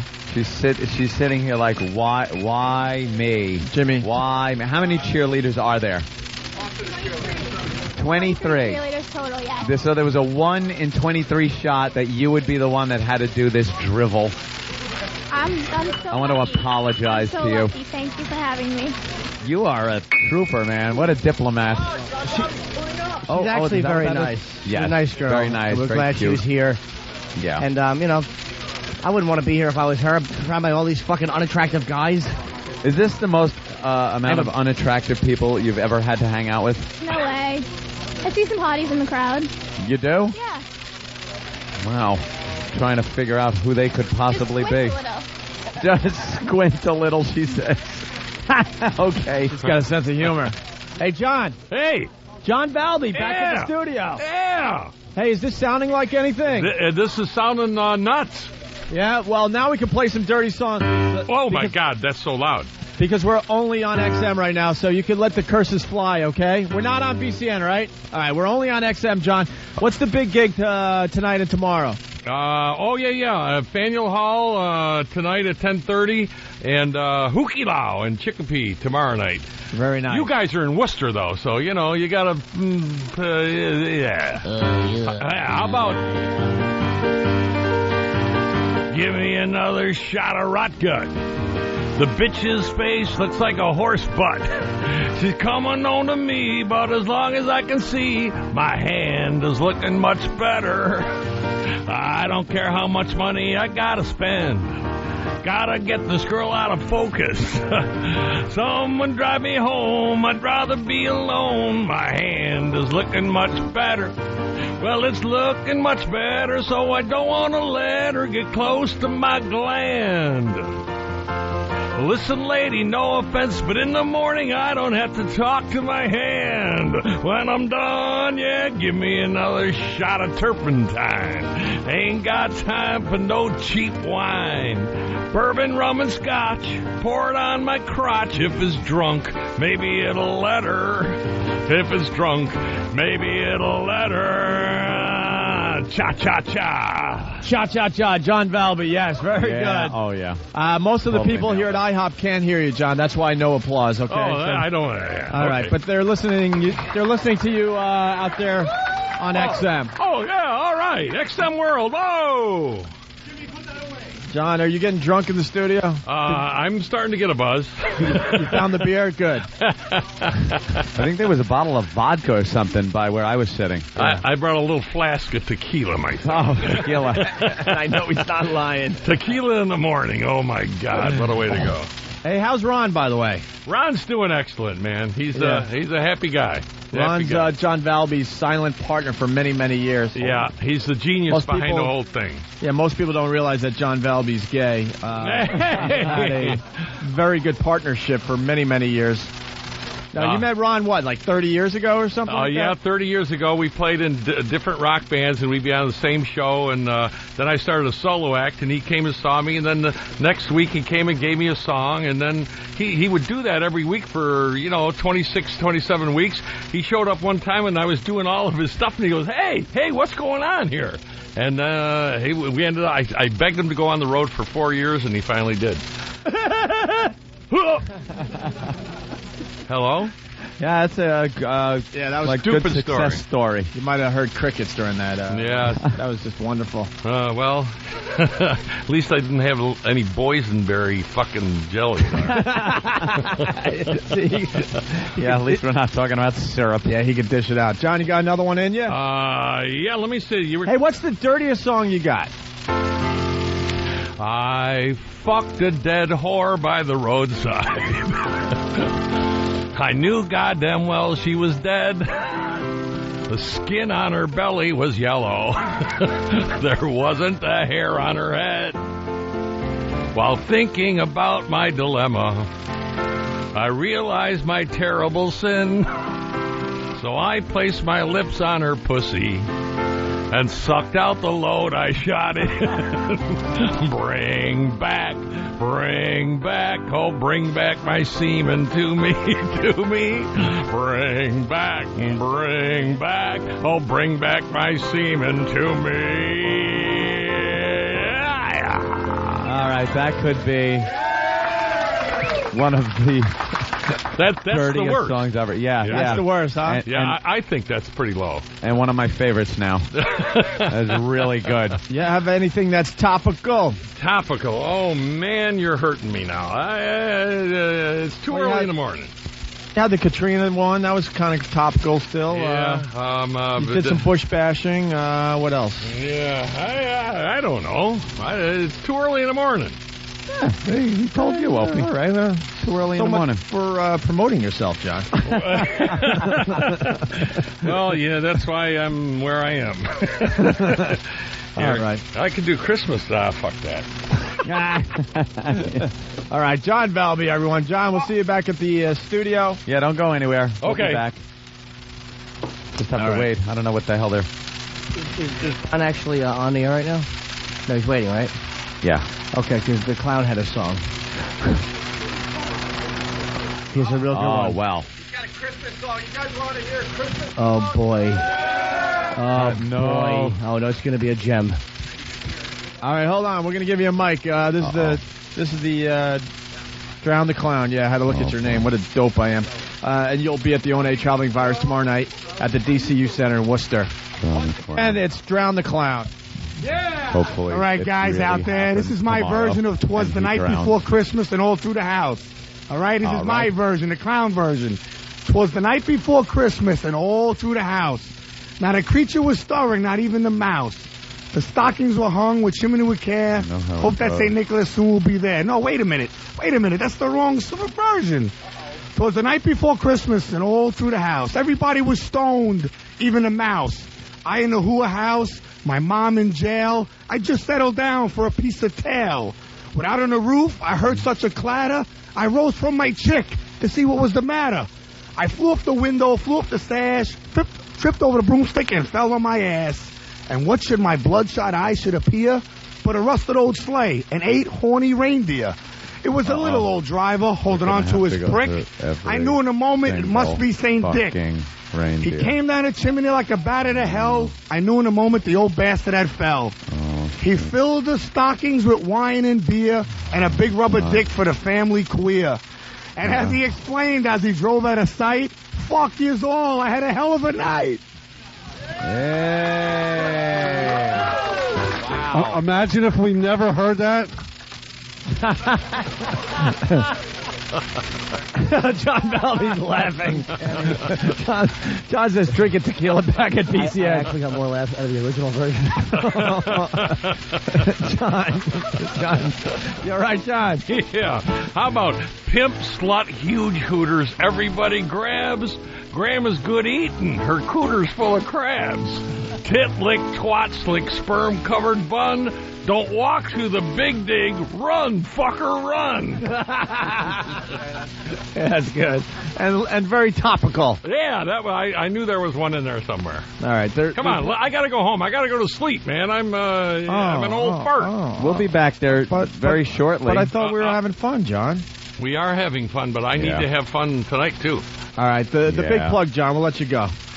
Big plug, Faneuil Hall. Come on down. Go through the big dig. Look at all the little shit on the side and the water and all that.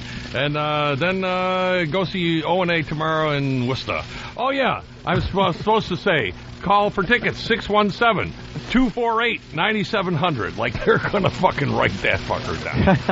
Hey, you're at the Comedy Connection tonight? Yeah, that's it. Comedy Connection, Faneuil Hall. I'm going, John. When are the shows? 10:30, just one show. All right, could you save me a couple seats? Absolutely. All right, I'll be there tonight. Thank you, John. All right. Hey, thank you. John Valby, everyone. All right. Very, very good. All right, John.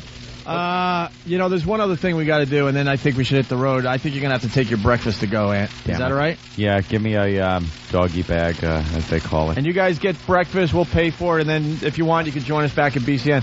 Do you guys want to see Kenny skip?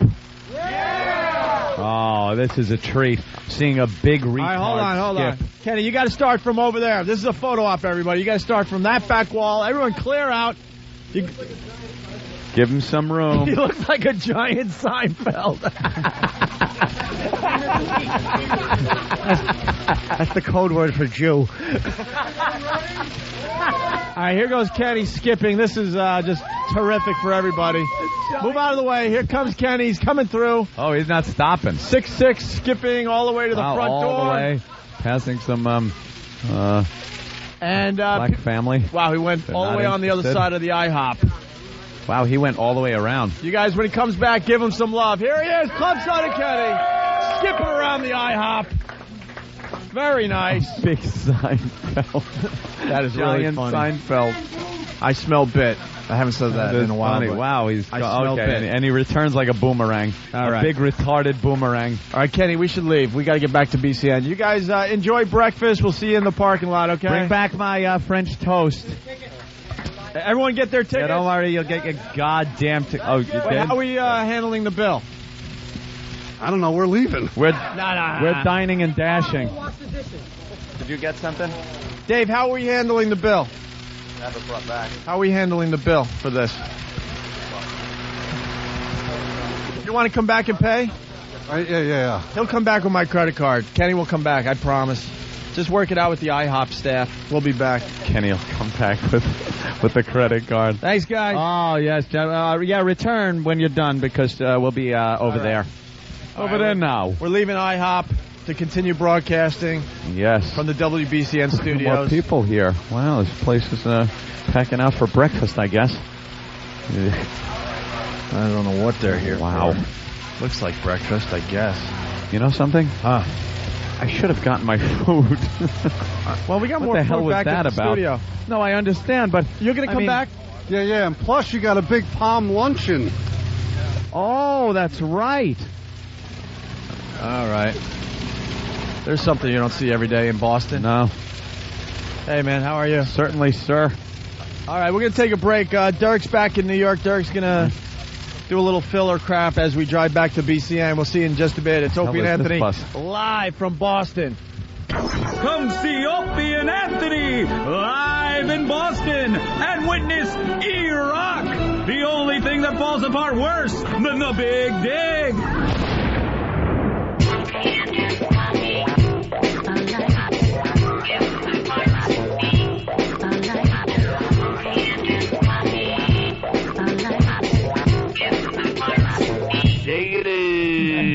That's the real deal. Yeah, that's what we do. That's the real deal. That's the shit. That's the real deal. Yeah, that's what we do. That's the real deal. That's the shit.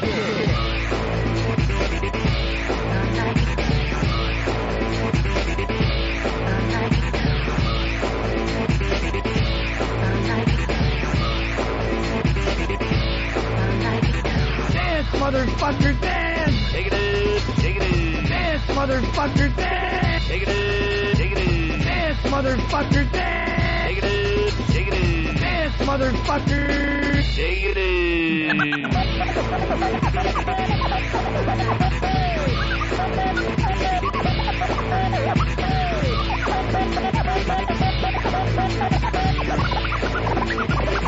I want to hear some music, man. Shut your face. I want to hear some music, man. I want to hear some music, man. Shut your face. I want to hear some music, man.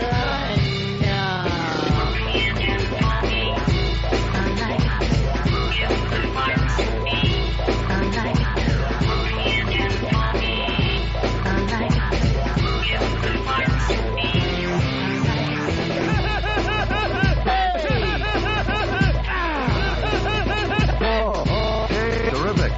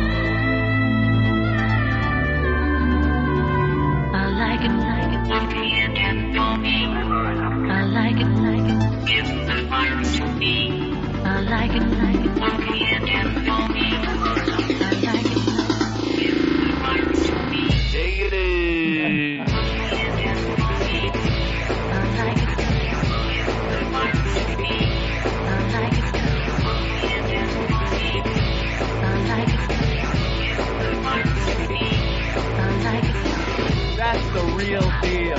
Yeah, that's what we do. That's the real deal. That's the shit. That's the real deal. Yeah, that's what we do.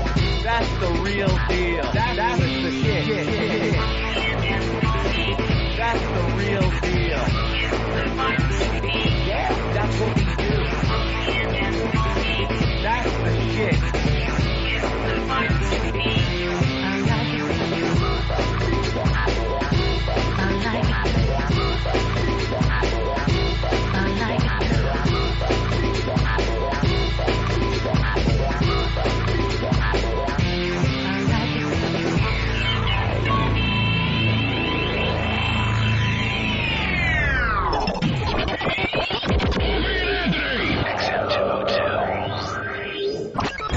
That sucks. Lesbian. I like that in a woman. And every other kind of deviant. I love paying for sex. This moral decay weakens our resistance to the onslaught of the communist masters of deceit. We're a bunch of scumbags. These abnormalities are corrupting the minds and the hearts of our children. Jackass. I can't believe it. It's pedophile humor.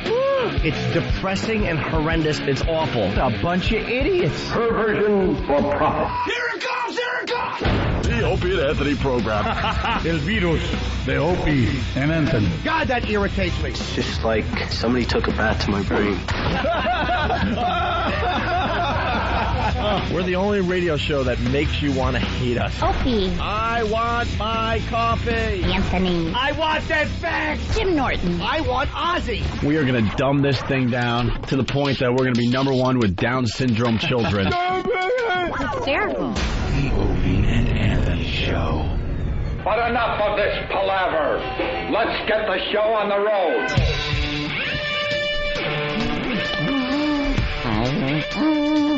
Enough palaver. Hey, look at us. We're back in the studio. The Welcome BCN studios. to the Pat Barringer Show. Pat Barringer. Expert in the topless.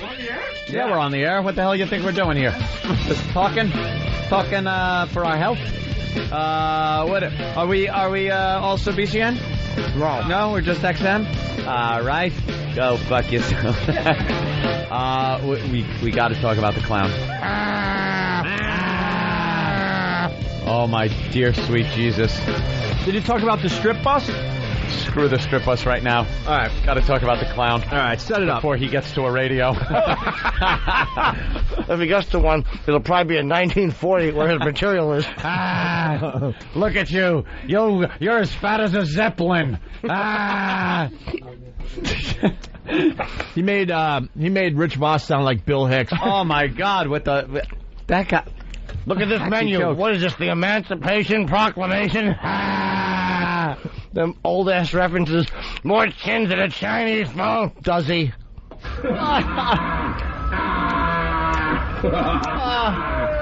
And this is the beauty. He looks at Cesar Romero called. He wants his hat back. He looks at a black guy, goes, "Smile so I can see you," even though you're in a sea of white people and it's the middle of the afternoon. The guy was at Ozfest, I guess, last year. Yeah. And Bill Burr had pointed out how funny it was because he was just ragging on people. And when we decided to do this whole virus tour, we thought it would be funny to have a dunk tank and get the clown guy in. And it'll be funny, believe me. I'm going to want to throw a baseball at his head. Yeah, and at his writing hand. It was the night before Christmas. I actually like the original version better. Good throw, Catfish Hunter.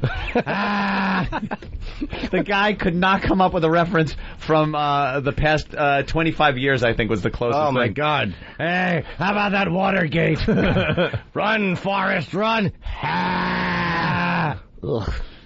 When he came out with more chins than a Chinese phone book. Wow. I knew it was over, When I Johnny. heard blonde hair dyed black at the roots, I'm like, all right, you got to give him one pass. He was nervous at his first pitch. He threw it in the dirt. Yeah. And, boy, the next one went right over the batter's head and into the fence. And then it went right to more rolls than a bakery. Oh, and then he segued Which is nicely. a wild pitch. Someone scores. And then he sees the black guy, "Smile so I can see you," which is you're going to throw the ball and it falls behind you and rolls behind you. And you turn, can't see it. Everyone scored.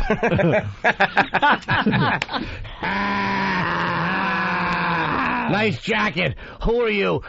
Woodrow Wilson?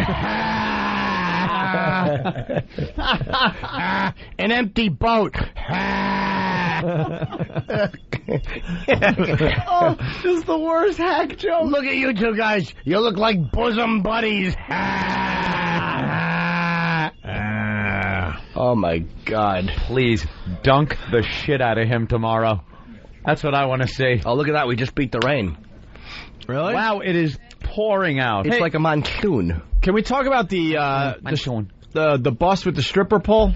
That was amazing. What do they do with that thing? Can only girls imagine. dance and guys jerk off. That's why the seats are all plastic. The seats were sticky. How is that legal? Let me think. It was I a don't bus know. that they souped up, kind of made it look like the inside of one of those really big limos. Yeah, like it's party limos, the really just ridiculous ones. But don't. You're getting this image that it's like with the lights and like a limo. This was like just a bus that they put bench seats around the edges, and in the middle is a wooden floor. There's carpeting everywhere else, but in the middle is a wooden floor, about 4 foot by 4 foot square, with a brass stripper pole in the middle. So I guess a bunch of guys, maybe for a bachelor party, a night out, get together, rent this bus, get a stripper or a couple of strippers, and they do their act in the bus. As they're driving around, maybe? Probably when they go to the football game. Because it smelled a little like beer. Like it smelled like a bar. Yeah. Like when you walk into a bar. So, I guess that's what's going on. I took a turn on the stripper pole. Yeah. Jimmy took a turn on the back seat, mooning everybody. Jimmy decided he wanted to look out the back window of the bus and pulled his pants down to his knees before he did No, I didn't. I was running and my trousers fell down. Oh, your trousers fell? My trousers Because fell. all I saw was you looking out the back window and a big brown eye winking at me. Yeah, it was And why did it take 10 minutes to get your trousers back up? Because I was scared. He enjoyed the breeze. Yes. I was blowing the sweat dry on my crack. Where's my French toast? I want my goddamn... I ordered the grain nut pancakes. How long ago? 2 hours. Jesus. By the way, they're not getting my credit card. No, Kenny's putting the bill. And No, you think we didn't know this was going to go right to BCN? Of course. I go, Dave, how are we paying for this? And he went, I thought you guys were paying for it. Who's paying for it? Ed Norton. Hey, good news. We're actually going to do a little more radio. Little more. How about a little? Brother, we had a good show today. I know.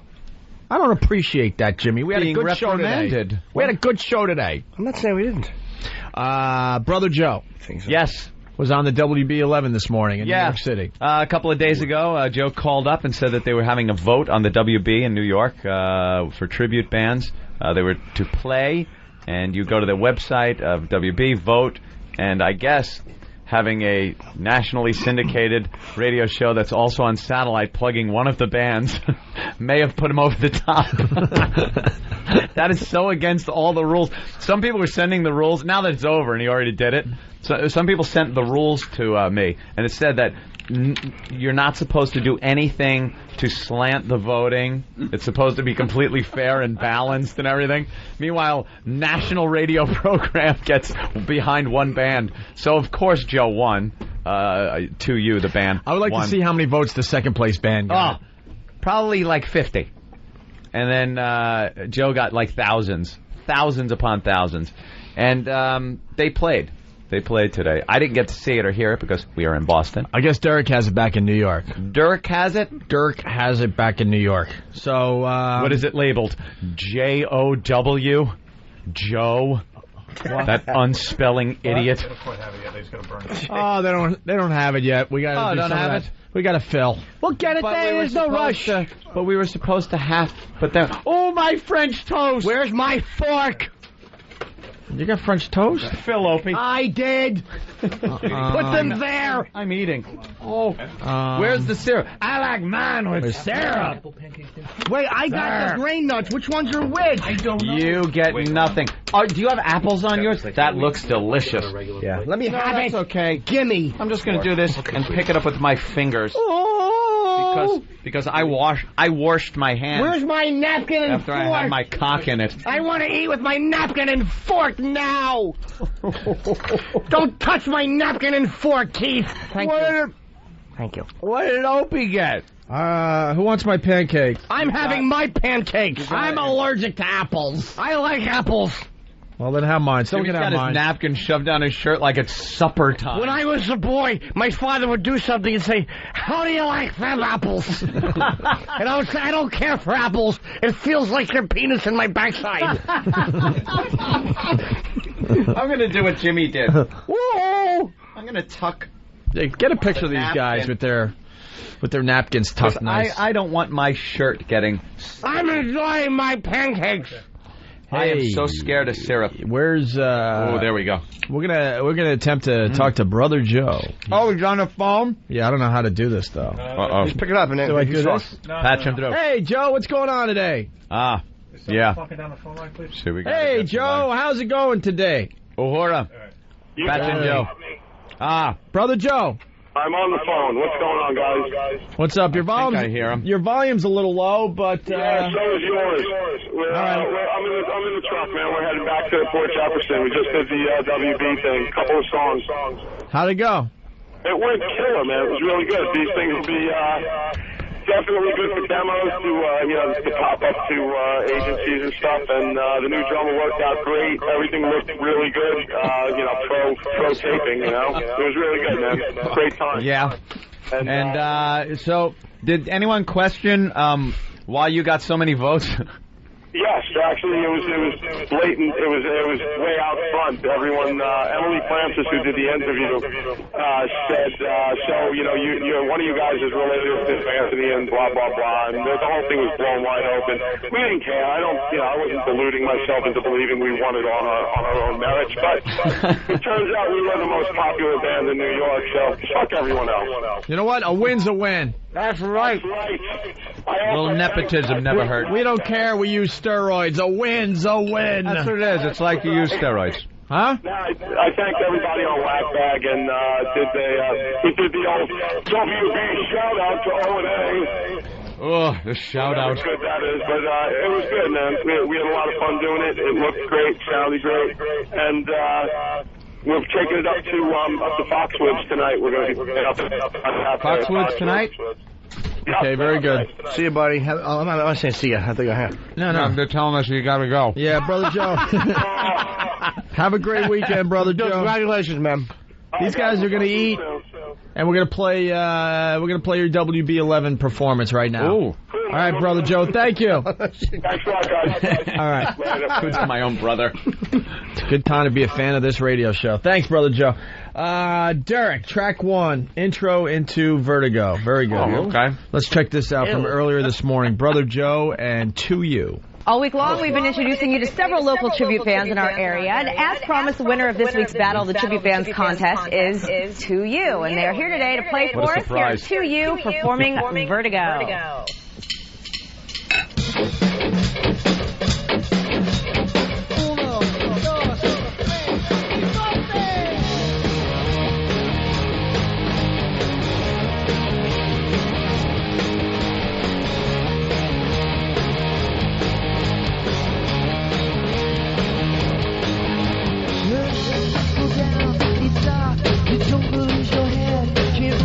Your heart will feel so much stronger than or thought your eyes were wide for your soul before your mind could wander. That a place on Vertigo. Everything I wish I didn't know. Give me something I can feel.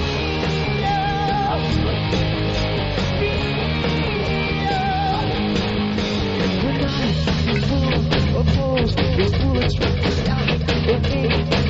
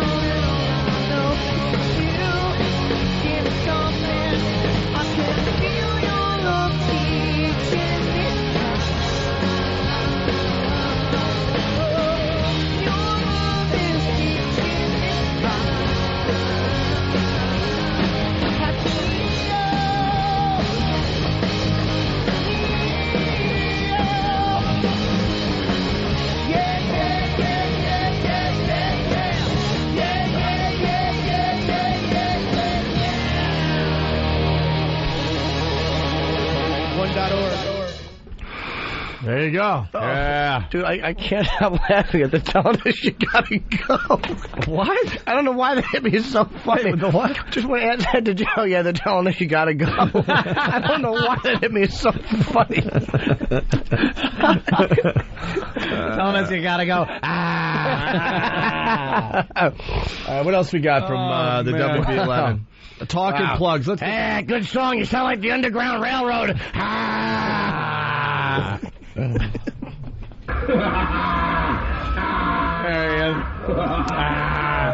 right, here's Brother Joe talking on WB11 this morning with his singer. Right, someone should jump on the stage like John Wilkes Booth.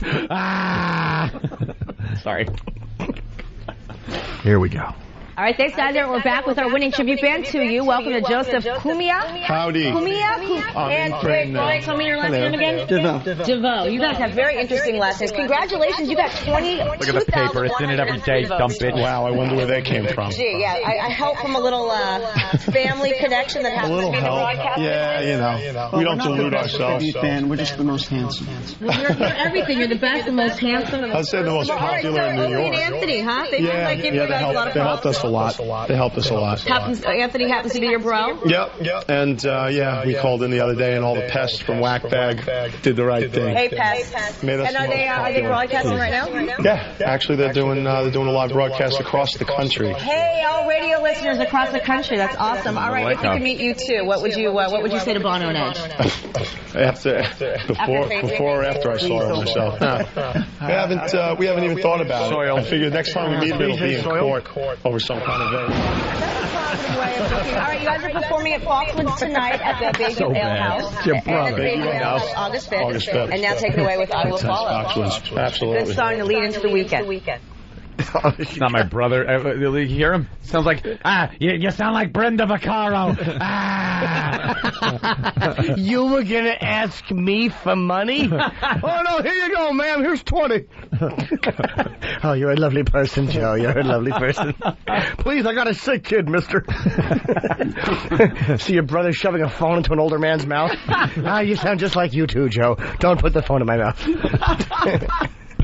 They are great. That was cool. A little live performance, a little pluggage. You want a taste of I Will Follow or just bail here? A little bit. How about when we leave, you can play it like we always leave early. We don't always leave early. Yes, we do. Every day we say we're going to leave early, and we never do. Well, we don't do any filler, any bonus show. Know what we should do? Adam 12 is on BCN right now. He's talking us up big time. Maybe we do a quick little thing with him before we get out of here for the day. Like a crossover? Like a crossover, so we can talk to Boston again. We all wrap it up. Yeah, we should. We should do that, right? Talk to Boston. All right, just a little taste of I Will Follow, Derek. Little taste. All right, that's good. The drumstick.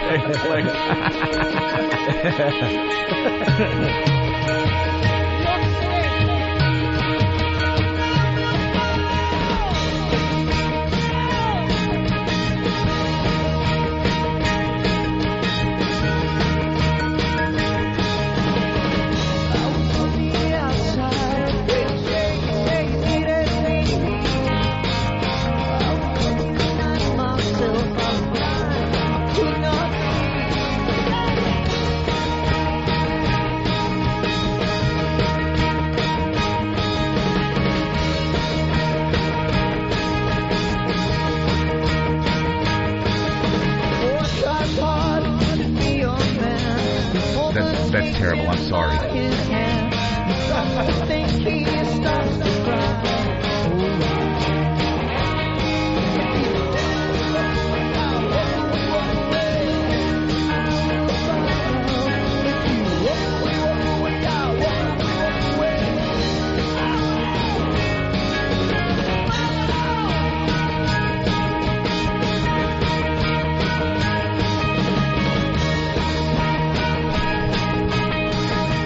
Fade out. A little taste of To You, Brother Joe's U2 tribute band. Good job. Where's Club Soda County?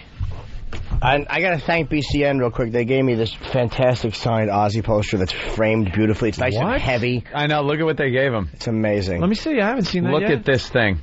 It's It's amazing. Got to take a picture of it so we can put it online and other people can enjoy. He's getting some really good stuff because he's a pain in the ass. That was the one I was going to steal from YSP.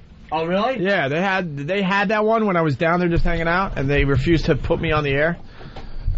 Why did they? I'm still holding a grudge. I don't know. But that was in the hallway. I was just going to grab it. It's really heavy with a glass frame. Oh, it's all nicely framed and matted and beautiful job. Personally, I would have got museum glass, but I mean, it is really museum glass. You have to.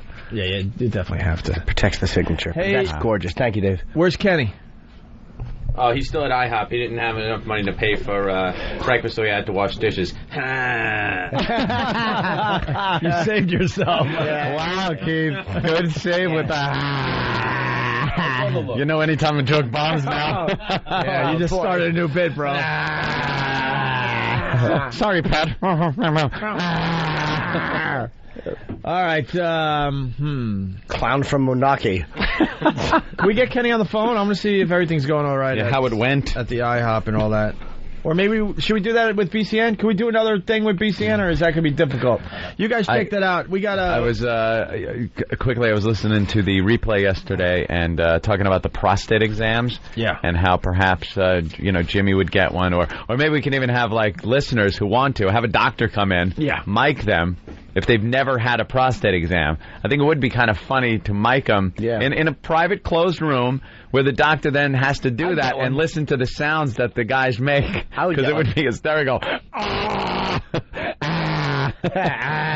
But Jimmy said, no, I got one. Yeah, the guy puts the glove on, and when you said he just puts his finger in and fishes around in there, all I thought of was the noodling, where a big catfish comes out of Jimmy's asshole and bites the good doctor. Or an intestinal worm or parasite. He gets bitten by an intestinal parasite. Something actually draws blood on him, and you're in need of further tests. And so is he. I would get a prostate exam on the end. That'd be pretty funny, actually. All right, wait a minute. Should we play this today? It all depends on what this is. Are we going to go back on BCN? What is it? We're figuring that out. What is it, Ope? What is it? How to eat a watermelon. Who did that? This could be the greatest show we've ever done. Who did that? I don't know. Clown? Oh, I thought perhaps another radio show did it. That kind of sounds like a whoopee subject. I don't mean it in a racist way. I mean it in a dull kind of way. That's not a compliment either, is it? No. Okay. It's all Cubby's fault. Club Soda Kenny is back. Kenny, give us the update. What's going on at IHOP after we left? It burnt down. Not they couldn't scream out Johnny Cakes enough. Oh, really? Everybody's chowing down. It's all good. Did the clown say anything funny? Are you kidding?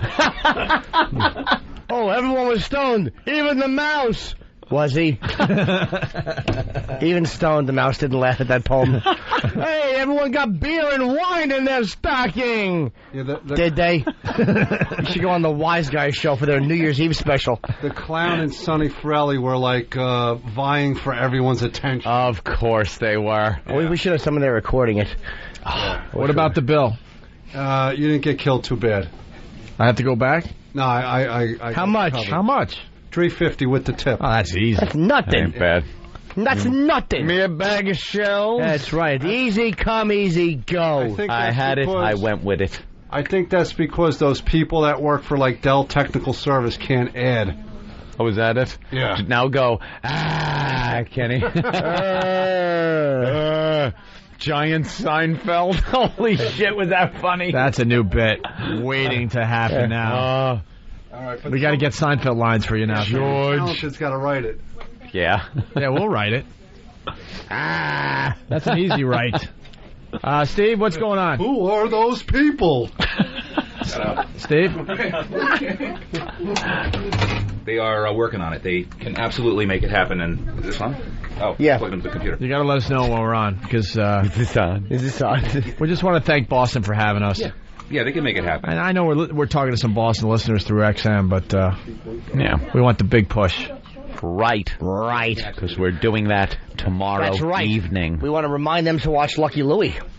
That's what we want to do. Yes. And I'm cupping my little bag right now, and it feels spectacular. Why are you doing that? It just feels good to hold it. It's so small.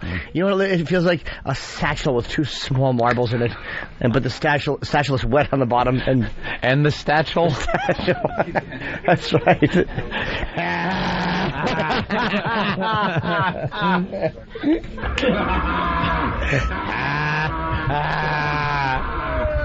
I don't know how Bill Burr thought this guy was fucking fire in 1977. We'll find out tomorrow. Remind me to spit in Bill Burr's hair.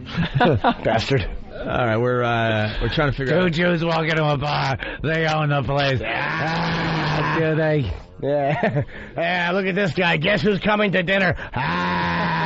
Hopefully a writer. Holy shit. Fucking old references. Went from like, holy shit, that's cool. Look, it's Clown Guy. And he's here to, oh my God. What are these hack jokes? Oh, they fell off. Oh, that's awful. He fell off. That guy's jokes fell off a shit wagon. What? E-Rock is running it. 20 seconds. BCN in 20 seconds.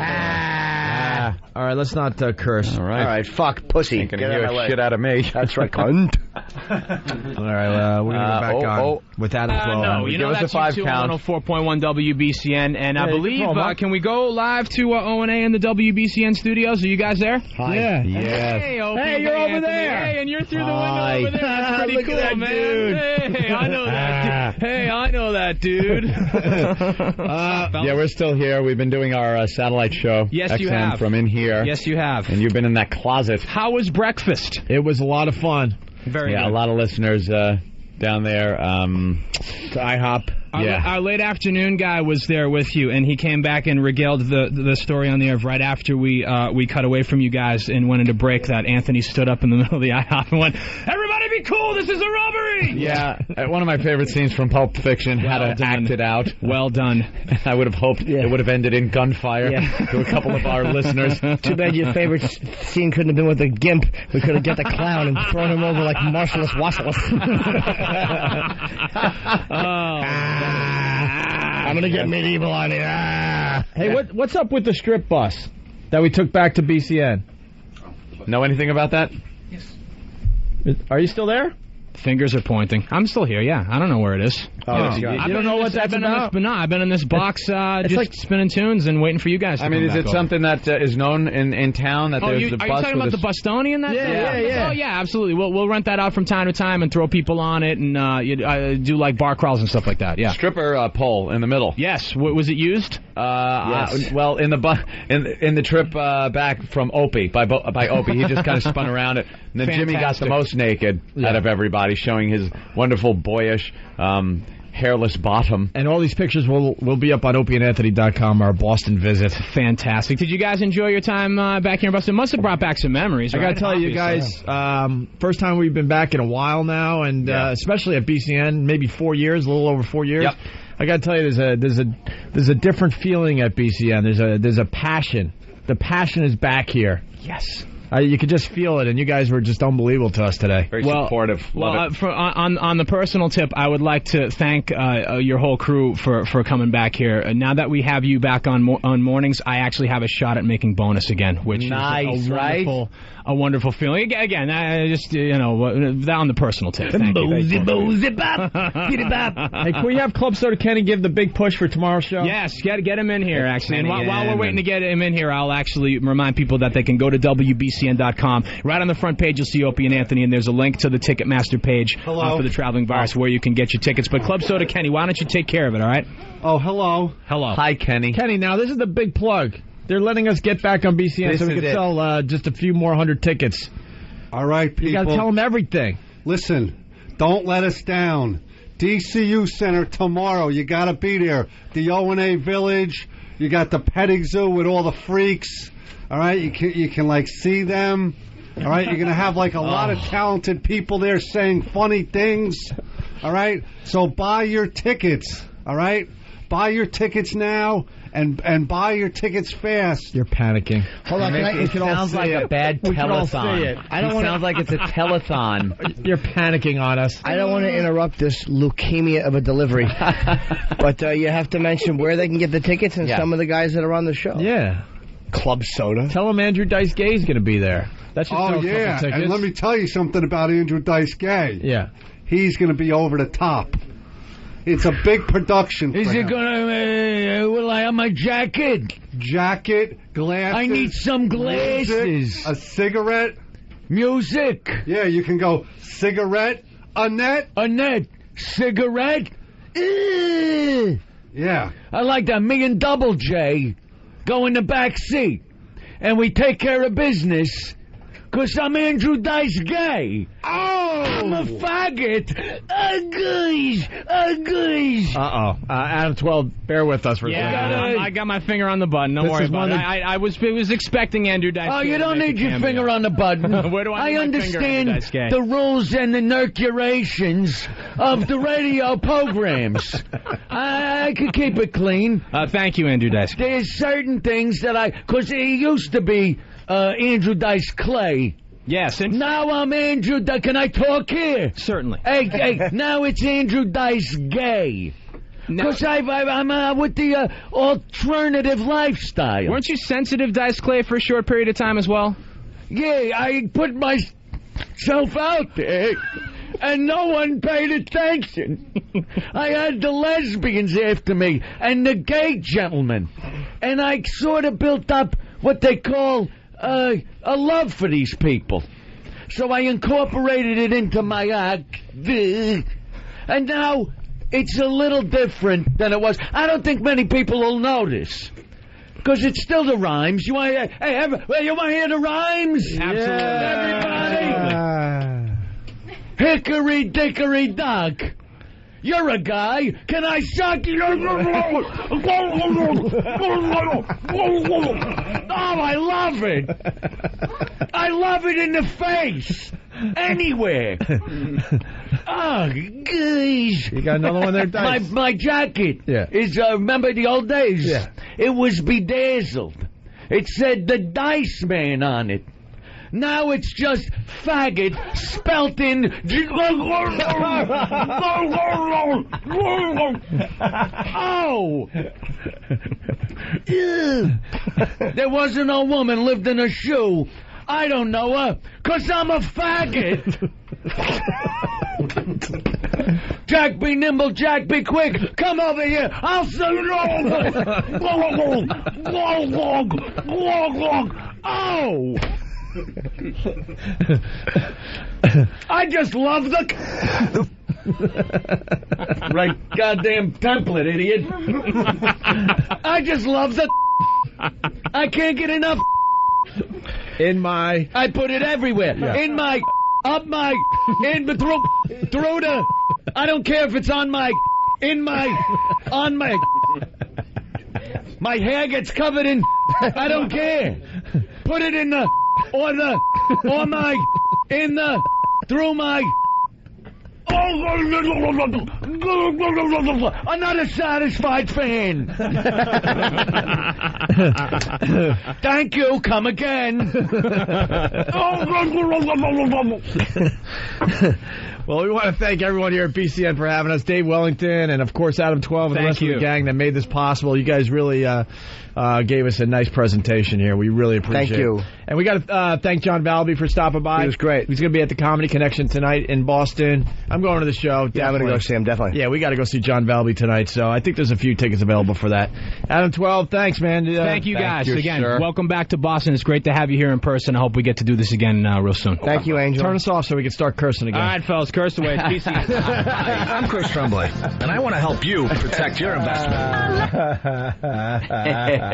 We're back on XM only now? Yeah. I like XM. I love the cock in my ass, in my mouth. I love cum all over my fucking back.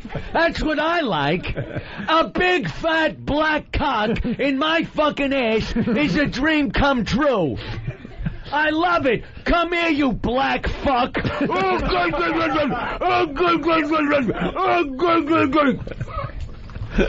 Unclipped black cock in my asshole. Oh, we're still on BCN. I hate the cunt. Hate it. It smells silly. It smells silly. It smells silly. Gosh. So I'm online at the bank, and I got my tongue up this guy's ass, 'cause I'm a faggot. No joke. No joke. It just happened. I needed some money. Very good. We got to get out of here. Yeah. I'm tired. Okay. Okie doke. No argument for me. Meetings or something? Have fun What do at we got? those. We have meetings every day. Today it's a luncheon with salespeople here in Boston. I'd rather get my fucking teeth fixed by Goebbels. No kidding, man. Nice reference. Got any Rommel jokes? She's hot like the desert fox. All right, we'll see you on Monday. Oh, someone's got to remind us we didn't get to it. What a great tease, though. How to eat a watermelon. Where did we get this, Steve? It was a what? Wait, Steve, Mike. I know, Jimmy. Thank you. It's one of those viral videos that has been going around for a while. No. And Danny cut it up this morning, and I've seen it. It's cut it up. Quite interesting. Excuse me, this is the... This is Greg Hughes, the actor that plays Opie on the Opie Anthony Show. Hi, Greg. Hi. There he is. Wow, it Fun is. show by everybody, Welcome by the aboard, way. Greg. I recognize him. I want to thank our staff. Oh. This has been the smoothest broadcast on the road. Absolutely. Has it? In a very very, very long time. I realize we haven't been on the road in years. With the exception of Steve, Eric, and Nathaniel, things were terrific. I said good job today. So thanks to Fan, Club Soda Kenny, and Steve. Yep. Who else is up here with us? Fan. I said that. E-Rock. The lovely ladies of the O&A show. Yes. And Jaime. All the hot chicks who smelled good in the studio. Yes. Really nice. And Jaime.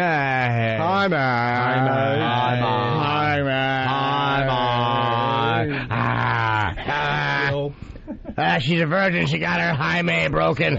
I got a communique from Than, and this is word for word. Sure. Plug the guys back at XM, I guess. All right. I guess. Good job, Derek. And his hot chick there, Travis. Good job. And who else is back there? Mars. Sam. And young Sam and Master Poe. I don't know what Poe did today. What's that? Security. Don't mention Danny. Why would I? Danny. Why would I? You look like the fucking Green Goblin, you creep. You non-smoking creep. Non-smoking. Why don't you shove a cigar up your cunt? We should have some. Save this. We should have some good stories when we're back on the radio on Monday. Our trip to Boston continues. What? Bill? Bill who? Bill and Carolyn from BC. Oh, Bill, who looks like Keith's brother? That's right, and Carolyn. Well, he does look like Keith the Cop. Wait, you say it. I can't read your writing. I didn't write that. Dave wrote it. Dave Bill? who? Oh, Dave Wellington. Yeah. What's up, Dave? Jesus. It's the second time you did that. It's almost a ELO kind of thing, but I'm afraid that my picture's going to be broken in the mail. no. I'm happy. Take it with you. No, because I'm afraid it'll be broken during the trip. You took the choo-choo? Give me this spoon. I'm throwing it No, right don't at do it. that. That's a good one. That's signed. Yeah, but Oh, you my don't like the God. glass anyway, you I said. love that. You want museum glass. Come on. No, I'm not going to get a change. I'm going to leave that. Please. Thank you. I'm sorry, I didn't mean to interrupt your plug, Steve. I apologize. No, we wanted to say thank you to Bill and Carolyn, who helped out a great deal here at BCN. There's a lot of Bill and Carolyn. Academy Awards. Bill who? Thank you. Yeah. Everybody that Why don't you had thank the bus driver and thank all the people that made it possible. You're right, Jim. Thank the bus. I wanted to say thank you to Mom and Dad. All right. Wait, come here. I want to give you a hug. And thank you to Hezbollah. He's coming for toward you. being the only people who are hairier than I am. He's coming at you. Look how scared Jimmy gets. He gets all scared. Oh, Aw, it's a big hug. It's actually a hard-on masquerading as fear. Finally, don't forget to watch Lucky Louie on HBO Sunday night at 10:30. That's right. Starring Jimmy Norton. In this episode, I mouthfuck Jerry Minor. He's the black gentleman. I give him a mouth fucking. And with that, we say adieu. Till Monday. Opie and Anthony, broadcasting live from Boston, where every day is St. Paddy's Day.